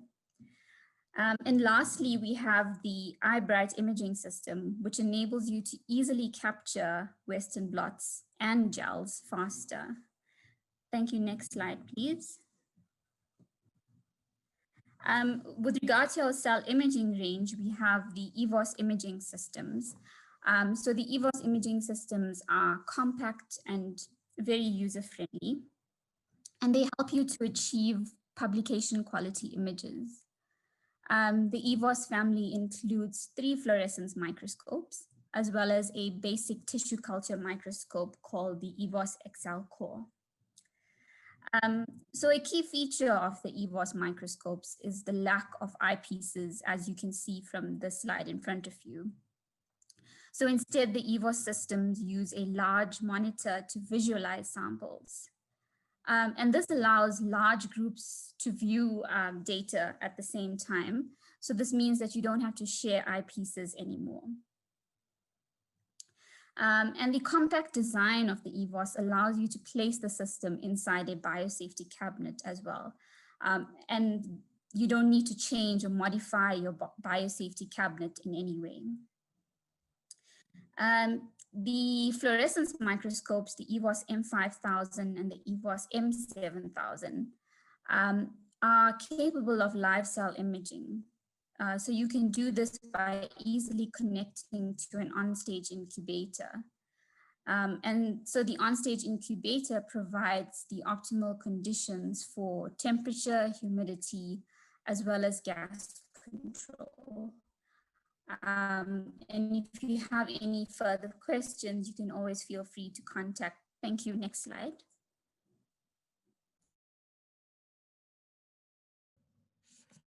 Hi everyone, so I am Polisi Mbona and I come from the Genetic Sciences Division of the Life Sciences Solutions Group. Can you move on to the next slide for me, please? So in the division, we currently have technologies in real-time PCR, Sanger sequencing, digital PCR, and microarrays. So these technologies are applied in various research areas, including biomarker discovery and analysis, translational and clinical research, pathogen detection, and agrigenomics. So all these research areas translate and feed into the applied markets of forensics, animal health, food security, and molecular diagnostics. Can you move on to the next slide? So right here is just a display of all the instrumentation we provide in the genetic analysis continuum. And as you can see, we can offer solutions from the discovery, characterization, and analysis of any complex diseases or research questions. Can you move on to the next slide, please? The workflow that I've seen used quite often in UKZN is the qPCR workflow. So Neliswa had already covered basically just the PCR workflow. So where you would add the qPCR part would be the instrumentation and also the preparation of the master mixes. So we can provide you basically with the full workflow from plastics to isolation to a reverse transcription, the qPCR instruments themselves, and then also the primers and TACMan assays. We have over thousands of TACMan assays that are already made, and we also do have options for custom assays. Can you move on to the next slide, please? So I also covered the clinical sciences division, and mostly there is the complex technologies of next generation sequencing and microarrays. Can you move on to the next slide? So the applications we've seen are basically the plants and animal genotyping by sequencing, RNA sequencing. We also have ion ampli-seq technology for any genome sequencing.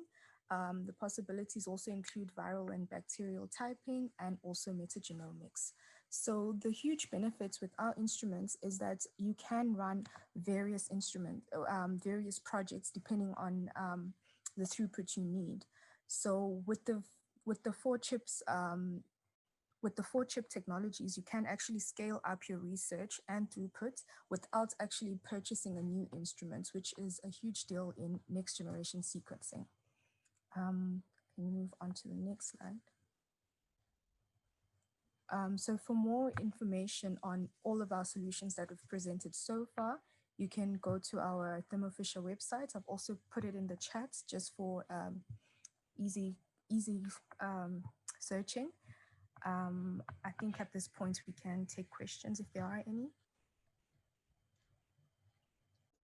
Thanks so much, Polisiwe. Yes, there is quite a technical question from Andile Mshali in the chat, who asks if you can perhaps have a barcode scanner attached to a qubit fluorometer for convenience of use. So I don't know if anyone has a response to that from ThermoFisher. Okay. Hi, Christine. Thank you for that. And Andila, thank you for your question. This is Neliswa. So to answer your question, with the qubit, for example, the normal qubit 4, you'll go one sample at a time. With regards to qubit flex, you can have multiple samples. To attach a barcode scanner may not make sense. I would say no, but we have very easy data management with regards to the fact that you can share your data almost immediately via Wi-Fi or USB. But we can discuss in further detail after the call if you'd like. Great, thanks for that answer, Nelisiwe. I'm glad you could address that. And Andile, the details are in the chat as well. So details for all the speakers who we've just heard from at ThermoFisher. So if you'd like to speak to them, their contact details are there. So just make sure you grab them. This brings us to the end of our session. So it's been wonderful to hear about these organizations that support the work and research of UKZN staff and students. And we thank you everyone for joining us. It is quite a learning curve to have these sessions online, but it's been really wonderful. So it's worked out well. Thank you very much. I'm sure everyone's keen for their lunch now. So we will end the session now, and thank you again for joining us. We'll leave it live for a little bit just in case there are details in the chat box that you wanted to grab before we close the session. But otherwise, please take care, look after yourselves, and thank you again for your time.